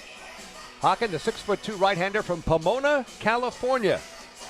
Hocken is the 3rd pitcher entering the game. Ryan Meisinger went the first 5, rather. Chris Cepeda went 1, and here in the 7th, it is Chad Hocken. Let's take a look at his numbers for you. A record of 2-2, 26 appearances all in relief, a 2.39 ERA, 26 1/3 innings pitched.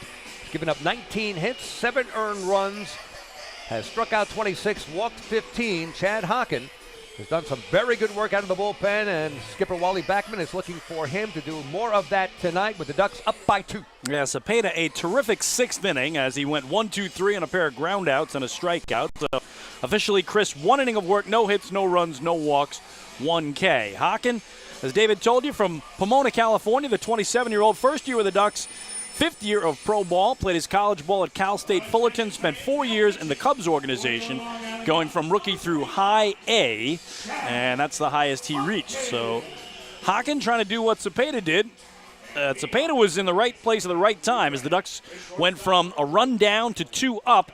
So he would be the winner if it holds for Long Island. Well, again, we still have a ways to go here as we start the 7th with the Ducks leading it 6-4. For Long Island, 6 runs, 9 hits, 1 error. For the Blue Crabs, 4 runs, 4 hits, and no errors. So Michael Baca, the 9-man, against Chad Hockin, the righty reliever. And he goes after the first pitch, loops it right to the second baseman, Vladdy Frias. 1 pitch, 1 out. That's rather economical of Mr. Hockin. Left fielder number 9. As the Ducks try to hold on to this lead, again, holding a lead has been a problem of late. It's all about pitching, leading to the closer, middle relief, the back end of the bullpen, but the Ducks coming all the way back, scoring 6 unanswered runs and trying to make that stand up. The Blue Crabs scored 4 in the top of the first. They have not scored since, and in fact, they do not have a hit in their last 5 innings, including this frame, as they go to the top of the order for Jack Sundberg, the leadoff man, 0 for 3. And Hockin runs it wide with ball 1. Sundberg has popped to short, line to second, and looked at strike 3. Sundberg having a terrific year for them. 400 on-base percentage, 10th best in the Atlantic League. Leads the league in triples with 7 of those and finds his name a couple other categories as well, top 10 in the ATL. Looked like he was taking that one all the way from Hockin. It's a called strike, 1-1. Sundberg spent 2021 with the New York Boulders. That's Westchester County, and play-by-play guy is a good friend of both of ours. From 1010 Wins, sports director Mark Ernay. Yeah, doing a great job up there. I got to go see that ballpark a little bit when Dave LaPointe, the former Ducks manager, was managing the then Rockland Boulders. Absolutely gorgeous park. 1-1 is down and in. 2-1 now on Sundberg. Running a 3-game hitting streak. He's yet to extend. Does have hits in 8 of his last 9. And he had a monster series the last 3 games across the last 3 nights in Waldorf against the Ducks. David, he went 8 for 13. So that is where Sundberg was prior to tonight. On this field, it's been a different story. 0 for 3. Just trying to get aboard here. A bloop and a blast would tie it for the Crabs. Hawkins 2-1 is an awkward-looking swing over the top of it, 2-2. Well, in terms of stolen bases, he ranks tied for 3rd with 27. Somehow, I think you've probably already covered this, but you know that I don't listen to you half the time anyway. The feeling's mutual, David. Absolutely. That's why this is a marriage made in heaven. That's it. 27 steals, caught stealing only 5 times. You want to keep him off. Yeah, this is the guy, absolutely. Hockin holds that set from the third base side of the rubber, brings it to his belt. And then just a little tapper down into the dirt. Alive by the slimmest margin is Jack Sundberg. In those 27 steals, tied for 3rd in the Atlantic League and by far leading Southern Maryland. He's got almost a third of their steals himself. You see, I kind of alluded to that moments ago. You weren't listening to me. Yeah, no, that's it. That's it. That's it? You know, we're doing 2 separate broadcasts here. It's the simulcast. We should come out of each speaker. That's right. Stereo. If you like David, pan to the left. For Kinger, pan to the right.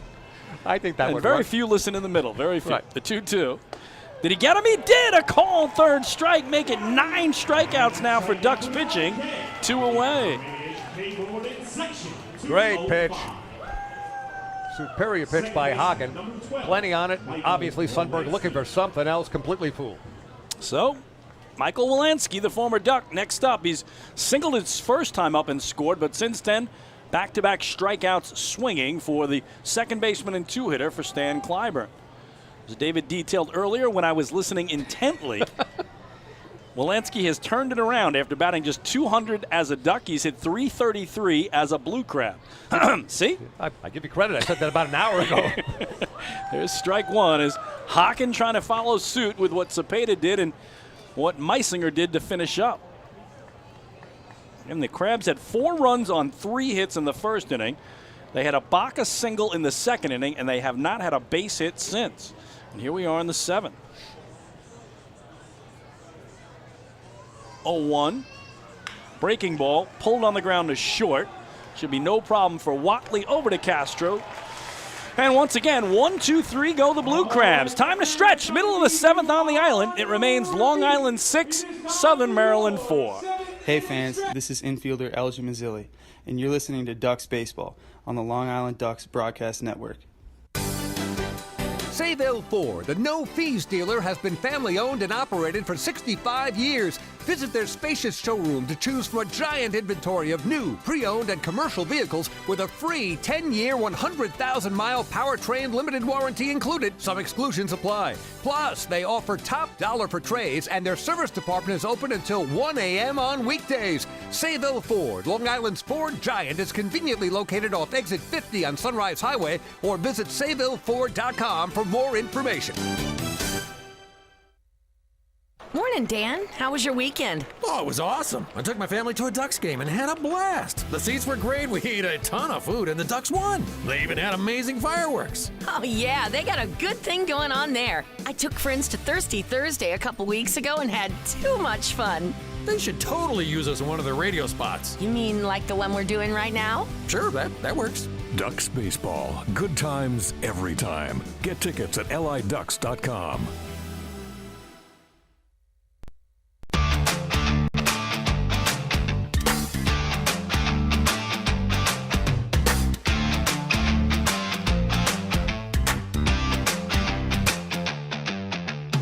Well, Duck fans, the Long Island Ducks 2022 season presented by Catholic Health with a talented and experienced roster plus exciting promotions every game. A day here at the ballpark is truly a great time every time.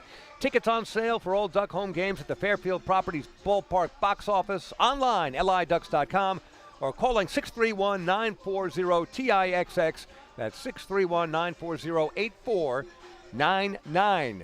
We have a wet weather delay without rain at the moment, and it is between short and third base, just near the outfield grass, more toward third base. Might have been a sprinkle head from underneath that may have come loose, something, but quite a puddle formed just a couple of moments ago. The grounds crew among the best in the business. Well, now, David, I know you're a former weatherman, and I've heard of isolated storms. Is it possible that a thunderstorm of maybe 6 feet in diameter actually occurred in that very spot? A very tight cell. You're absolutely right, Chris. And it dumped just, I don't know, a couple of liters of water right there on the... I blinked and I missed it. That's it. I missed it. It was a quick-moving storm, and that was it. By the way, speaking of that, yesterday, we lucked out in Suffolk County for the most part. My buddy Mike Graham, one of the original voices of the Long Island Ducks, saw him yesterday at a comedy show I did, but during the afternoon, he was driving around, and there was a tremendous hailstorm in Plainview near the Huntington area. And, I mean, people were driving every which way. Listen, Long Islanders can barely drive in partly cloudy skies. I mean, rain, snow, and you add hail, they don't know what they're doing out there. Well, we go to the bottom of the seventh. Ducks lead at 6-4. Kevin Watley first to face Alex Merrithew, who somehow continues, David, into his seventh inning. Despite having given up 6 runs on 9 hits and 3 homers, Stan Clyburn runs him right back out.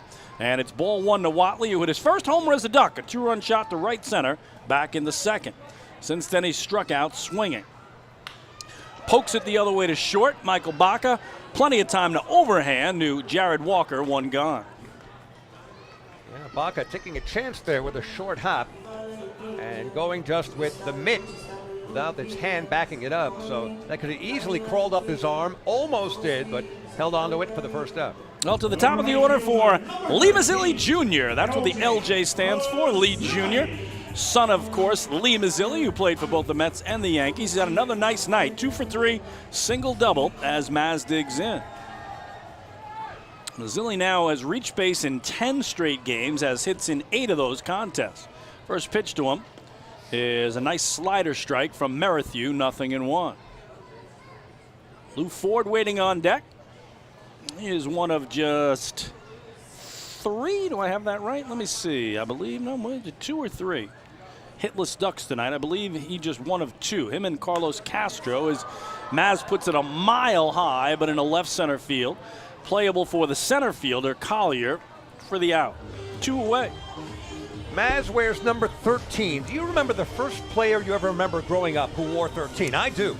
It was a New York Yankee. You know who I do, David? And again, this is personal reason. My dad was a great basketball player growing up, and he was 13, so I always used to wear 13 in his honor. My son Connor wears 13 many times in his honor as well. So my dad has always been 13 to me. First pro player I remember was Kirk Blefary, who played for the New York Yankees in the early 1970s. He wore 13. My brother was born on Friday the 13th, 1960, and that's always been his lucky number, along with his PIN number. So I have been dipping into that bank account, 1313, for a long time. But for a long time, you couldn't wear it, right? Or no one would. No one would. It was much too unlucky. I'm not sure who broke that curse, though. Here's Lou Ford, 0 for 3 tonight, as he's quickly down 0-2. So Merrithew trying to mow through the Ducks here in the home half of the 7th. After the Watley ground out, it's a Mazzilli flyout, and now Lou's got to protect to keep himself and the inning alive. Merrithew's 0-2, way low and away for ball 1. Again, Ford just 1 for 15 on the 5 games of the road trip that he played 5 of 6. So really getting back into action, but struggled at the plate and hasn't broken out of it yet tonight. Let's see what he'll do here. 1-2 to Lou. Ooh, boy, did that go off his ankle or his foot, David? He's down at the plate, and he's going to climb back up and be ready for another 1-2 pitch. Yeah, it looks like his left foot, which would have been his front foot, standing in the plate, at the plate. So, not sure, wherever it hits you, whether it's the top of the foot, the shin, I mean, there's not a lot of meat there. I mean, it's gonna hit bone and it's gonna hurt. I mean, we saw what happened to Aaron Hicks. I mean, just nearly cracking his shin with that swing and fouling it off. Well, Lou will turn 46 on August the 12th. Right. So we are less than a month from that big birthday for the Ducks hitting coach. And tonight, left fielder playing the outfield for the first time all year. Going to continue to battle Merrithew here. He's seen his teammates hit 3 homers off him already. Ooh, boy, waited on that and just wasted it foul to keep himself alive. Age 46. If you just close your eyes and just listen to him hit, like a 26-year-old. Absolutely. And again, when I had Danny Lyons in this booth and Craig Binnick in this booth recently, when the Ducks were celebrating the 10th anniversary of the 2012 champs, they just raved at his work ethic and marveled that, again, they're retired and he's still playing, and he used his eye right there to keep himself alive at 2-2. He'll keep going. He's Julio Franco. He's he's George Blanda. I mean, how many other names you want to dig up? He's Tom Brady. Yeah, Tom Brady. He's Zdeno Chara. There you go. Chara. Never get rid of him. Getting up there in the 45, 46-year-old categories, right? Well, he's got from 0-2 to 2-2 here. He's going to battle. And he loops it into center field. Collier going back now as it starts to carry, and it's off his glove and drops in. Lou's running hard the whole way, and he'll pull into second. Well, boy, I didn't think it was hit nearly that far off the bat, David, but Collier kind of, laissez-faire, looked like he was going to coast under it, make the one-handed grab and end the inning, and it just went off the outside of his leather. Yeah, I'm with you. I mean, that seemed to go off the end of Lou's bat, or at least the way he swung at it. It didn't look like he got that much of it. And that will be an error charge to Zach Collier in center field. But he did not get a good jump on it. As you said, went back rather casually. Yep. And then when he finally caught up to it, went off his mitt. And Lou, running hard all the way, is in scoring position. So both center fielders with errors tonight. De Aza had one early in the first inning that cost the Ducks a pair of runs. Ford here reaches on the E8. He got to second, and it keeps the inning alive for Alejandro De Aza. 2 for 3, and now the league's leading hitter, David, at 344. Hits it deep to right field. Braxton Lee going back at the track, at the wall. He leaps up. It's gone! A 2-run homer to right for Alejandro De Aza. His 6th of the season, and tack on 2 more. It is 8-4 in favor of the Flock. Alejandro looks skyward as he celebrates with Lou Ford. Those rally towels are waving as De Aza got all of that one, smashing it to right field, and the Ducks' 4th home run of the game. Unbelievable. absolutely incredible. Third homer in the last 2 innings as Travis and Romero went back-to-back last frame. And now De Aza here as the error kept the inning alive. And the Ducks make it 8 unanswered runs as here's Sam Travis, who went the other way, a 2-run shot to right center his last time up. So De Aza getting into it. The Ducks with, again, homers from 4 different players, and they lead it 8-4, doubling up the Crabs. Strike 1 to Travis, who's driven in 3 runs already tonight. There's a slider away, 1-1. There's another way to look at this, Chris. Only 5 Long Island Ducks have not hit a homer tonight. There you go. Well, I remember in that Lexington game, they had the Legends had 6 homers from 6 different players. So what happened to the 3 guys who didn't homer? They feel left out right now. Unbelievable. So the Ducks come to life here with 4 home runs of their 10 hits. And a little cue ball that'll just hook left and foul. A ball and 2 strikes on the Ducks cleanup man tonight, Sam Travis. So De Aza's 6th home run. He came in hitting .452 against Southern Maryland in the season series. And again, he's taken over the league lead in hitting from David Harris, who continues to be in the Crabs dugout tonight. So what a night for De Aza now, who's 3 for 4 with 2 singles, a homer, has scored twice and driven in 2, and is the leading hitter in the Atlantic League. Not bad. 1-2 to Travis is chopped to short. Baca with plenty of time to throw across, and the side retired. But not before the Ducks had 2 runs on 1 hit. There was 1 very large error, and nobody left. We go to the 8th on the island. It's now the Long Island Ducks 8, the Southern Maryland Blue Crabs 4. Hey fans, this is infielder Elgin Mazzilli.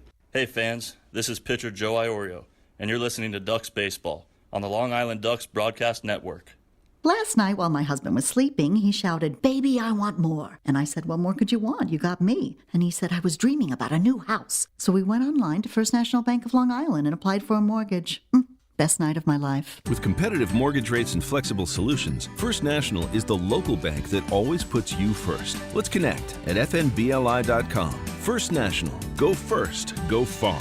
The First National Bank of Long Island. Member FDIC. Equal opportunity lender. Equal housing lender. Loan subject to credit approval. The Waddle Inn Shop is your home for everything Ducks baseball.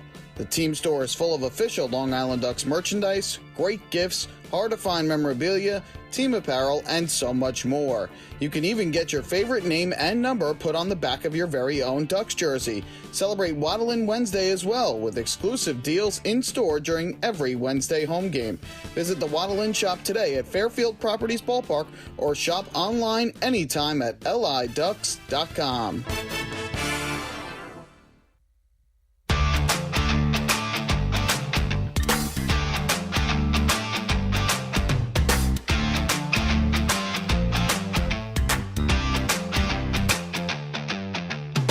Well, Ducks with an 8-4 lead as we go to inning number 8, and Wally Backman has gone to the bullpen once again to bring in a newcomer. Making his home debut is the 32-year-old who was born in the Dominican Republic. These days, David, he calls the Bronx, New York, his home. He made his Ducks debut on the road this past Tuesday in Southern Maryland.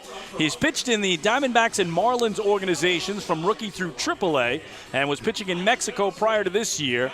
He has a very unique name. Yes. His name, and I'm not making this up, folks, this is for real, Jose. That's his name. Jose is his first name. Jose is his second name. And, David, the minute I saw the Ducks had signed him, I said, if this guy can have some success, can you imagine how great it would be for the crowd to do the soccer style, Jose. Exactly. Jose. And that Jose is spelled the same. Yes. First name, last name. So Chad Hawken is done after a 1-2-3 7th. 1 inning of work, no hits, no runs, no walks, 1 strikeout. And, David, it's a tough act to follow because your name just happens to be David Weiss. Nothing wrong with that, but it's just not Jose. Very true. There you go. You hear it. Our public address. Or Jose squared, if you know him well. Or Jose times 2. Yeah, Jose. A double dose of Jose. I know you're going to have something for him if he gets a strikeout. I know you are. Absolutely. All right, in the broadcast booth, we turn it over to our closer, David Weiss. I remembered. I'm getting better. Thank you, Chris King. As we're back in business with the Long Island Ducks, leading at 8-4, top of inning 8. Southern Maryland with their numbers 3, 4, and 5 batters to face Jose. When I say his name, you don't know if I'm being familiar with his first name or with his last name. And the first pitch pops in and out of the mid of catcher Joe DiCarlo and missing just a little high. 1 ball and no strikes. So Collier at the plate singled and scored a run in that 4-run first inning for Southern Maryland. They have not had a hit since the second inning. Incredible. 5 innings without a hit now. And Collier's also bounced out and walked, so he's officially 1 for 2. You know what, David? That looked like a cross-up right away between Jose and DiCarlo, so they want to talk about it after just 1 pitch. So something was not right. They were not on the same page on that very first pitch. Absolutely why it went in and out of the mid of DiCarlo. And again, Jose did pitch twice in this series against Southern Maryland, making his debut on Tuesday, and then he suffered the blown save on Wednesday. So the Blue Crabs did get a little look at him for 2 games down in Crustacean Nation of the 3 between these 2 teams on Tuesday, Wednesday, and Thursday. So he has had 2 appearances. 2 appearances, correct. That would make him Jose. Well, as long as Jose and Joe DiCarlo get on the same page here, that's the most important thing for Duck fans. Absolutely. So Collier back in the box. And Jose at 1 ball and no strikes.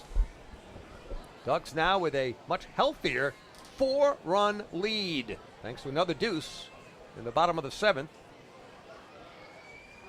And an overhand curveball hits the outside corner for a strike. 1-1 to Zach Collier. The Ducks with 4 home runs tonight. Kevin Watley in the 2nd inning. Back-to-back, beak-to-beak, quack-to-quack in the 6th inning from Travis and Romero. And a 2-run shot from Alejandro De Aza in the 7th. 1-1 pitch from Jose is stroke. A dying liner coming in very hard at Braxton Lee and makes the catch. 1 down. I'm trying to think of who it is he reminds you. I think it's Craig Kimbrell. Is Craig Kimbrell the right guy with the arm thing that he's doing here? But Kimbrell's the righty. Jose's a lefty here. But watch Jose when he gets to his set position. He looks like a left-handed Craig Kimbrell, is the way he kind of hunches over at the waist, extends that arm way away from his body before he throws the pitch. So keep a close eye on the southpaw here and see if you see what I'm seeing. Because Kimbrell, for several years with the Atlanta Braves, and I remember how the Mets used to get on him when he'd pitch in New York. They would do that kind of crouch behind home plate. The fans would do it to pick on him. And yes, he is crouching in a very similar style. Out is Crosby at the plate. Batting from the left side against the lefty, Jose, and there's a broken bat, little bloop, left field, Lou Ford coming on and makes the grab. First chance for Lou tonight, I think, right? I think it is. Yeah, first put out. And a nice play by Lou. He was on top of it, read it well. And 2 up and 2 down. Crosby is now 1 for 4. He singled in 2 runs in that 4-run first inning for Southern Maryland, which seems like a couple of days ago at this point. So much has happened since. So that brings up Jared Walker, the first baseman for the Blue Crabs, also batting from the left side. 5 lefties in the lineup for Southern Maryland here tonight. Initially facing right-hander Ryan Meisinger, who just pitched so well after that first inning. 2 down, nobody on. And the pitch hit in the air. Looks playable. Short center. De Aza is coming in very hard and makes the grab with his speed. Nice play by Alejandro De Aza. Jose. I just had to get it out, Jose, with a very nice 1, 2, 3 inning for the Ducks. Ducks lead 8-4 going to the bottom of the 8th. Hey fans, this is outfielder and hitting coach Lou Ford, and you're listening to Ducks Baseball on the Long Island Ducks Broadcast Network. Planning your next party or looking for a caterer that will handle all of your needs? Hidden Gem Cafe has got you covered. From setup to service to cleanup and amazing food that is sure to be talked about, they can do it all without breaking the bank. Hidden Gem knows that each event is unique and strives to design a specialized menu for each event. Call the Hidden Gem Cafe for your next party at 631-390-5912 and be sure to follow them on social media too at the Hidden Gem Cafe for ideas and information. Can't get enough of the Long Island Ducks? Well, now you can get even more inside info on your favorite hometown team through Facebook and Twitter. The Ducks are constantly updating fans through social media with scores, transactions, ballpark promotions, and much more. You can even win great prizes. All you'll need to do is make a free account on Facebook and Twitter, and then visit us at facebook.com/LIDucks and twitter.com/LIDucks. Think you're Long Island's biggest Ducks fan? Get connected now. Hey fans, this is infielder Vladimir Frias, and you're listening to Ducks Baseball on the Long Island Ducks Broadcast Network. Hey, Ducks fans, the official hotel of the Long Island Ducks is the Radisson Hotel, Hauppauge, Long Island. It's centrally located on the north shore of Long Island and offers a home away from home for both business and leisure guests. The Radisson Hotel, Hauppauge, Long Island features an indoor pool, 24-hour business center, a fitness center, and complimentary Wi-Fi in all guest rooms. Enjoy the contemporary American cuisine at the Fountain Grill restaurant or grab a quick bite to eat at Cafe Pronto. And best of all, it's only minutes away from Bethpage Ballpark. The Radisson Hotel, Hauppauge, Long Island, the official hotel of the Long Island Ducks. Call 631-231-1100 today. That's 631-231-1100. Hey kids, are you looking for even more fun when you come out to a Long Island Ducks game? Then be sure to head over to the Ducks Fun Zone. It's located on the main concourse down the right field line. There you'll find 3 fun-filled inflatables, including the ducktail slide, the bounce house, and an obstacle course. Enjoy unlimited access to all 3 inflatables for just $5 every game. That's the Long Island Ducks Fun Zone, open during all home games at Fairfield Properties Ballpark.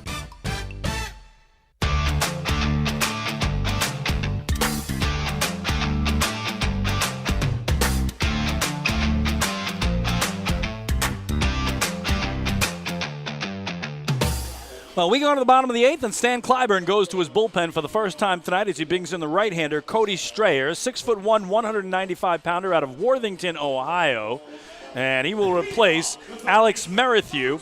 7 innings of 10-hit ball. He allowed 8 runs, 6 of those earned, 1 walk, 4 strikeouts, but gave up 4 home runs tonight as De Aza, Travis, Romero, and Watley all took him out of the yard. And Chris King calling 3 of those 4 home runs. He could have put the word "gone" on a loop and played it over and over again. Exciting stuff here at Fairfield Properties Ballpark here tonight. And the side armor, Strayer, gets a strike in on Davidson Romero, who is one of the home run hitters here tonight. He's bounced down, walked, and hit a solo homer in the 6th inning. The second of the back-to-back beak-to-beak, quack-to-quack homers following Sam Travis's long ball. 0-1 count. Davidson wanted to swing, held up, and it nips the corner for a strike, 0-2. Strayer did pitch last night in Southern Maryland's 11-10 victory over the Long Island Ducks. And in that one, he was first out of the pen. 2/3 of an inning, no hits, a run. It was earned a walk, no strikeouts. Next pitch, sidearm way outside. 1 ball, 2 strikes. It'll be Romero, followed by Carlos Castro and Joe DiCarlo, scheduled to face Cody Strayer. Ducks up by 4. 8 runs, 10 hits, 1 error. 4 runs, 4 hits, 1 error for Southern Maryland. They have been put to sleep by the Long Island Ducks ever since the opening inning. Been like a sleeper hold, hasn't it? I feel like eating a turnbuckle. Inside corner, just missing. It's 2 balls and 2 strikes. Boy, I used to love watching wrestling growing up on channels 41 and 47 in Spanish. Yes, in Spanish. Yes. Lucha Libre. Lucha Libre, which I used to think meant something with milk, but that was leche. I got it wrong because I wasn't all that good in Spanish. Lucha Libre. And that one is hit pretty well. Left field, off the bat of Romero, and back to the track and making the catch right up against the wall is Jack Sundberg, 1 down. So that's a long out. That sounded like a broken bat still went. It's the strength of Davidson Romero, David. That's it. Wow, what a swing. But Romero flies out to very deep left field, 1 down. Baseman, number 44, Carlos Castro. So here's one of the few Long Island Ducks tonight who has not hit it out. Carlos Castro, who has bounced out, hit into a double play, and struck out 0 for 3. Yeah, Castro and Ford, the only hitless Ducks. Long Island with 10 hits now. And remember again, we iterate ad nauseum. The Ducks were trailing 4-0 before they came up. 4 runs surrendered in the top of the first. What a turnaround it's been. Strayer comes set to Castro. And the sidearm is smashed foul left side. Ricochet action down the left field line. It's no balls and a strike to Castro. Well, checking on the out-of-town scoreboard around the Atlantic League tonight. We start in Lexington, Kentucky, where the Legends are leading the Ferry Hawks 7-4, bottom of the 8th there. As Strayer comes set, and the 0-1 on the way to Castro. And that one is smashed to fairly deep left center field. Sundberg is going back. He's back to the wall. He is looking up, and that one is over the wall. That one is headed to a South Shore beach where it just took out one of those great white whales. We're going to need a bigger ballpark. That taxidermist is going to have a heart attack when he sees that home run. That one must have gone 390 feet. 425. Quint? No. Home run! Carlos Castro, 5th home run of the night for the Long Island Ducks. Castro goes yard, 9-4. Unbelievable, David. Now 5 different Ducks with home runs, and Castro's first hit here at home as a Duck is a homer. The Ducks homer happy as Joe DiCarlo sends it a long way, but foul down the left field line. No balls and a strike. 5 different Long Island Ducks have hit home runs in this game. Incredible. And for Castro, David, just joined the Ducks a week ago tonight, now has 3 homers in his last 5 games. What a smash by Castro. Joe DiCarlo is at the plate. DiCarlo is 1 for 3. He singled in the 6th inning. Erased on a double play after that. And the sidearm slider inside, 1 ball and 1 strike. So the Ducks with their home run hitting shoes on tonight. 9 runs, 11 hits. Of those 11 hits, 5 left the ballpark. So Strayer comes set, and the 0-1 is on the way eventually. And that one is hit fairly deep right center field. Braxton Lee is going over and waits for it to come down in his mitt, 2 out. So to bring up Vladimir Frias, as we mentioned early in at-bats, Frias never gets cheated on his cuts. Nope. If he runs into one, there'll be another Duck going out of the park. Vladimir tonight is 1 for 3, singled and scored a run ahead of the 2-run homer from Kevin Watley waiting on deck. Watley's home run back in the 2nd inning made it a 4-3 game, turned a 4-1 game into a 1-run deficit. The Ducks have been high flying since that time. Frias, the switch hitter, now batting from the left. Pitch by Strayer is inside, and with that sidearm delivery where he drops down, Frias, batting from the left, gets a really good look at that ball coming in. So the first of the 5 Duck home run hitters, Kevin Watley waiting on deck. Frias at the plate, the count 1-0. Ducks now with a 5-run lead. Next pitch, catching the outside corner for a strike, 1-1. The Ducks trailed by 4 initially and now lead by 5. You go back to that first inning. Sam Travis had an RBI ground out that got the Ducks on the board, right? Since then, David, the 8 runs that have come home have come on the 5 home runs. That's the only way they've scored since inning number 1. And the pitch to Frias, the 1-1, a ground ball right side, backhanded by Jared Walker, first baseman, over to pitcher covering Cody Strayer, and that will do it. The ground out goes 3-1. In the inning for the Long Island Ducks, another long ball. A homer by Carlos Castro, 1 hit, nobody left, and if you're keeping track at home, Chris King leading David Weiss 3-2 in home runs called, but it's not over yet. Actually, we do hope it's over yet. If the Ducks come up again, we got a problem. All right, we'll get back to that in a second. 9-4 Ducks. Hey fans, this is catcher Jacob Zerlo, and you're listening to Ducks Baseball on the Long Island Ducks Broadcast Network. PSCG Long Island wants you to know how to save energy and money in your home. Did you know energy-efficient appliances can use up to 25% less energy? Here's how to save. PSCG Long Island offers money-saving rebates when you purchase Energy Star appliances. Discover how a little energy efficiency know-how can mean savings in your home. Find more energy efficiency tips, tools, and money-saving rebates at pscgliny.com/save money. Want an awesome birthday without all the hassle? Book your Kona Ice birthday party with the Ducks today. 2 brand new packages are now available, including our exclusive game room suite. Along with enjoying an exciting Ducks game, your birthday child and his or her friends will have a blast playing video games on Nintendo Switch, Xbox, and PlayStation 4 in their very own private luxury suite. Plus, they'll be treated to food, beverages, snacks, and much more. Kona Ice birthday parties with the Long Island Ducks, the party of a lifetime. Hey fan, this is pitcher Anderson De Leon, and you're listening to Duck Baseball on Long Island Ducks Broadcast Network. Sayville Ford, the no-fees dealer, has been family-owned and operated for 65 years. Visit their spacious showroom to choose from a giant inventory of new, pre-owned, and commercial vehicles with a free 10-year, 100,000-mile powertrain limited warranty included. Some exclusions apply. Plus, they offer top dollar for trades, and their service department is open until 1 a.m. on weekdays. Sayville Ford, Long Island's Ford giant, is conveniently located off exit 50 on Sunrise Highway, or visit SayvilleFord.com for more information.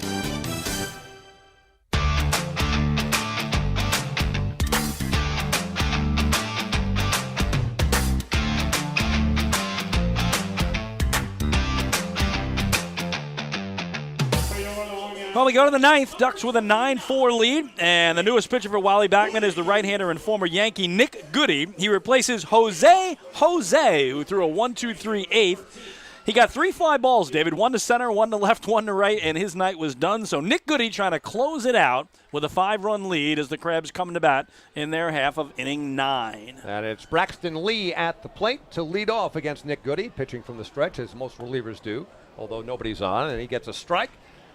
To Braxton Lee, who is 0 for 3 tonight. He has struck out and bounced out twice. So the Ducks with 9 runs, 11 hits, and 5 of those 11 hits are still traveling somewhere. 5 homers. 0-1 pitch. Little nubber to the right of the pitcher's mound, and taken by Nick Goody in a nice play as he runs over to Braxton Lee and makes the tag himself. Unassisted, 1 out. Yeah, good job. He was juggling that ball, had to make sure he got a good squeeze on it, and also tracked down Lee for the first out.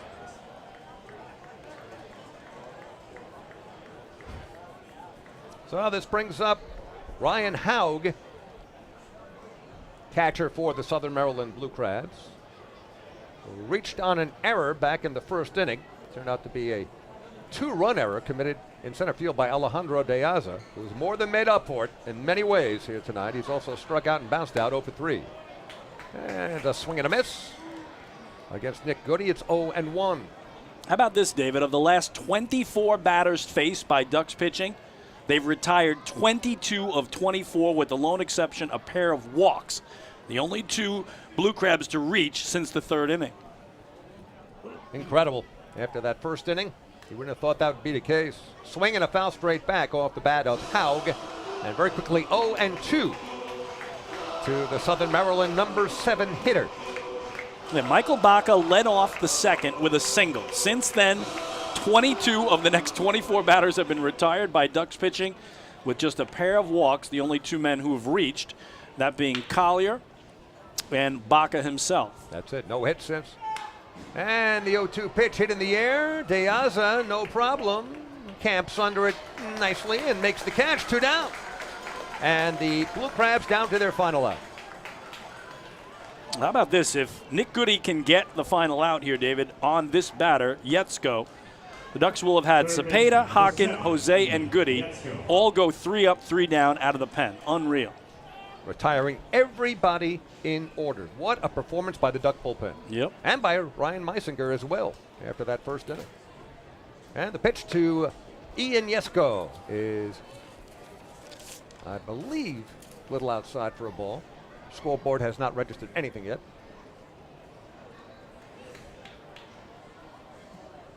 Yetzko is 0 for 3. Has popped out, flied out, and struck out. 1-0 pitch. Catches the inside corner for a strike. 1-1.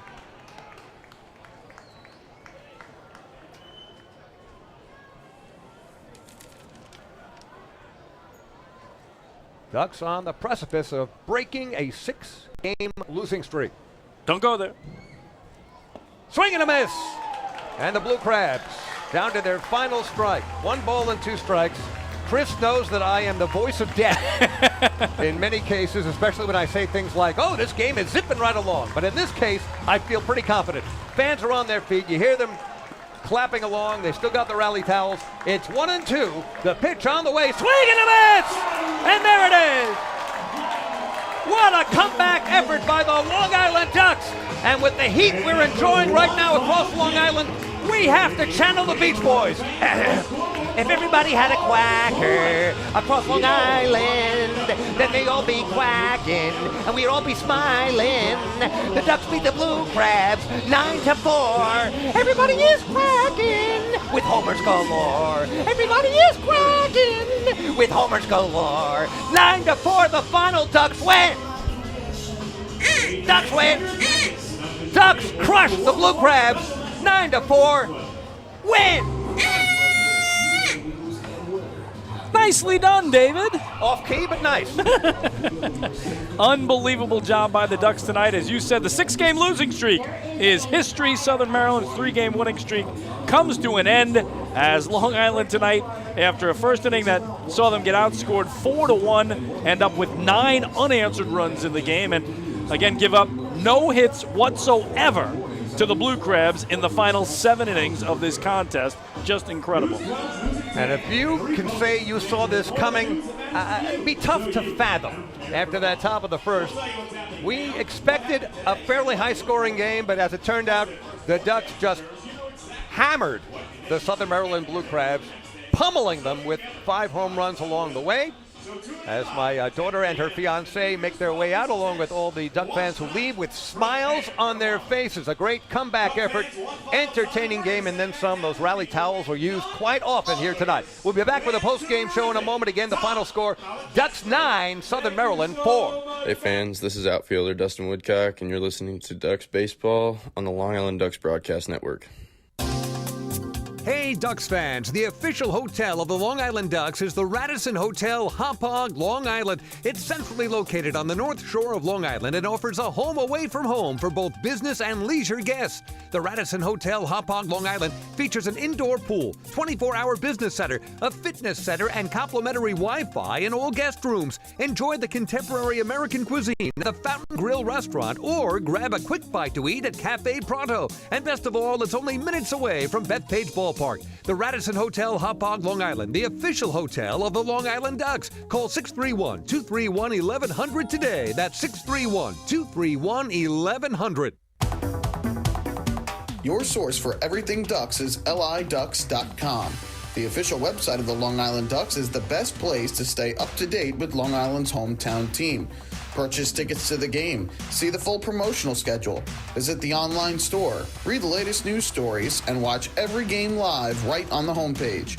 The site offers an optimal browsing experience on either your computer or mobile device. liducks.com, the official website of the Long Island Ducks, your one-stop shop for all things Ducks baseball.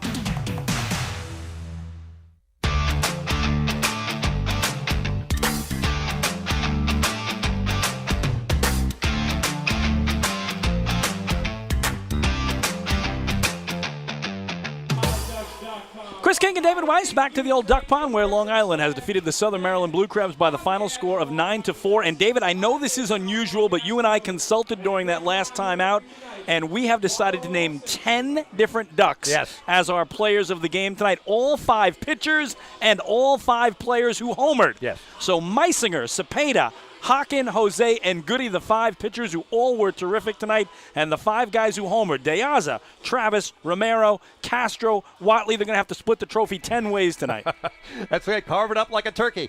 It's all right. The Long Island Ducks just doing everything they could possibly do and coming back from a 4-0 deficit in the top of the first, trailing by 4 before they even got an at-bat.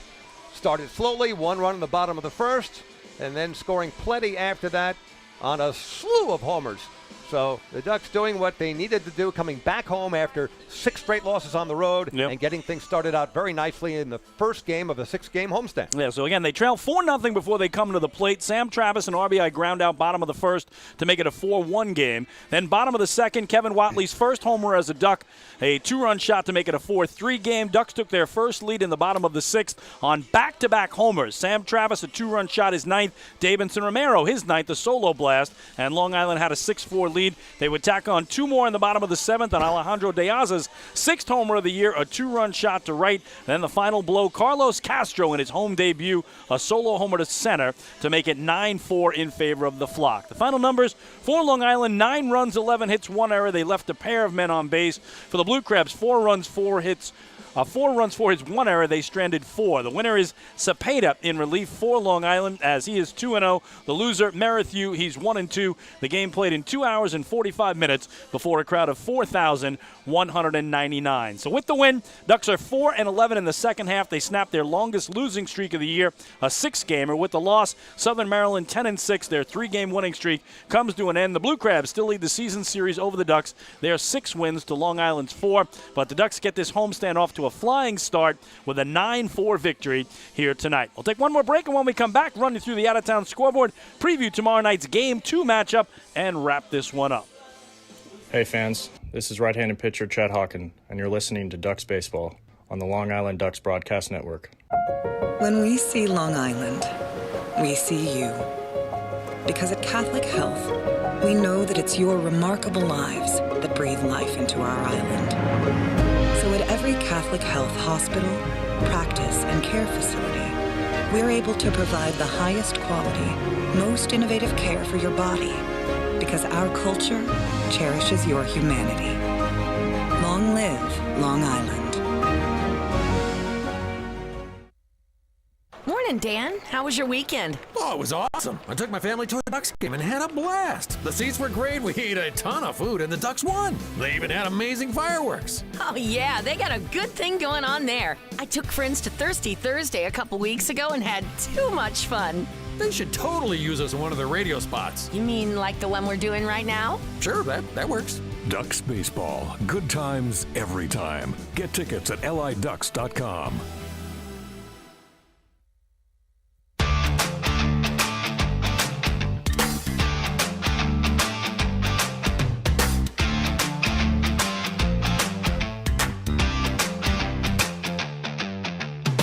Chris King and David Weiss back one final time to the old Duck Pond, where Long Island defeats Southern Maryland tonight by the final score of 9-4, 9 unanswered runs for the Flock. Elsewhere, one other game is final. That's in High Point, North Carolina, where the Rockers beat Gastonia 2-1. So how about the Honey Hunters? Started the second half 13-0, but have now dropped back-to-back games. Games still in progress. Top of the ninth in Lexington, Kentucky. The Legends leading the Ferry Hawks 7-5 in that one. And bottom of the eighth in Charleston, West Virginia. Dirty Birds a 4-3 lead over the Genomes. No report in tonight for Lancaster and York. That game scheduled in York, PA. As far as the big leagues are concerned, Yankees back in action tonight in Baltimore. And right now they lead the Orioles 6-3. End of the sixth, another home run for the league leader in homers, Aaron Judge. Mets opening up a 3-game set at home tonight against the Padres. And the Amazons trail it right now 2-0. Max Scherzer on the hill for the Mets. And the Amazons only 3 hits in the ball game thus far. So, David, the Ducks needed this badly. Again, they went on a 6-game road trip, lost all 6. They lost 3 one-run games to Southern Maryland the last 3 nights. Didn't get back home here till 5 in the morning this morning. But as you said, came out with their hitting shoes on, clubbed 5 homers from 5 different players. And again, the bullpen can't do a better job, including starter Ryan Meisinger, who allow, again, no hits at all to the Blue Crabs over the final 7 innings of this ballgame. Not a single hit. I'm taking a look at the numbers here, Chris. And entering the game tonight, I believe the Ducks were second to last in the Atlantic League in total home runs with 58. That's how they entered the game. Only one team had fewer. So to expect the Ducks to go home run berserk here tonight was unexpected, but something that certainly puts a smile on Wally Backman's face. He's always positive anyway. He's counting on his pitching. He got everything he wanted tonight. Ducks power coming back from a big deficit, and a bullpen that was spotless. So again, tomorrow night they'll go for the series win behind the left hand of Stephen Tarpley. He's 3-4 with a 3.68 ERA. The Blue Crabs will counter with their own southpaw, Mitch Lamson, who's 5-5 with a 4.18 ERA. So, David, I know in your contract you are scheduled to get a night off tomorrow in that extensive deal you have.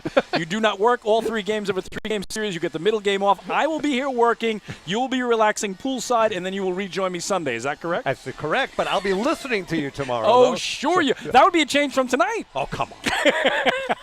As I said, I've said this before. We've been together now 22 years. When we began, Chris had no personality. Nothing. And now he's funnier than me. It is very nauseating. I can't take it anymore. He's coming off with better lines than me. I'm going to have to work hard to come back with some really good lines for you on Sunday. Say goodnight, Gracie. We're done.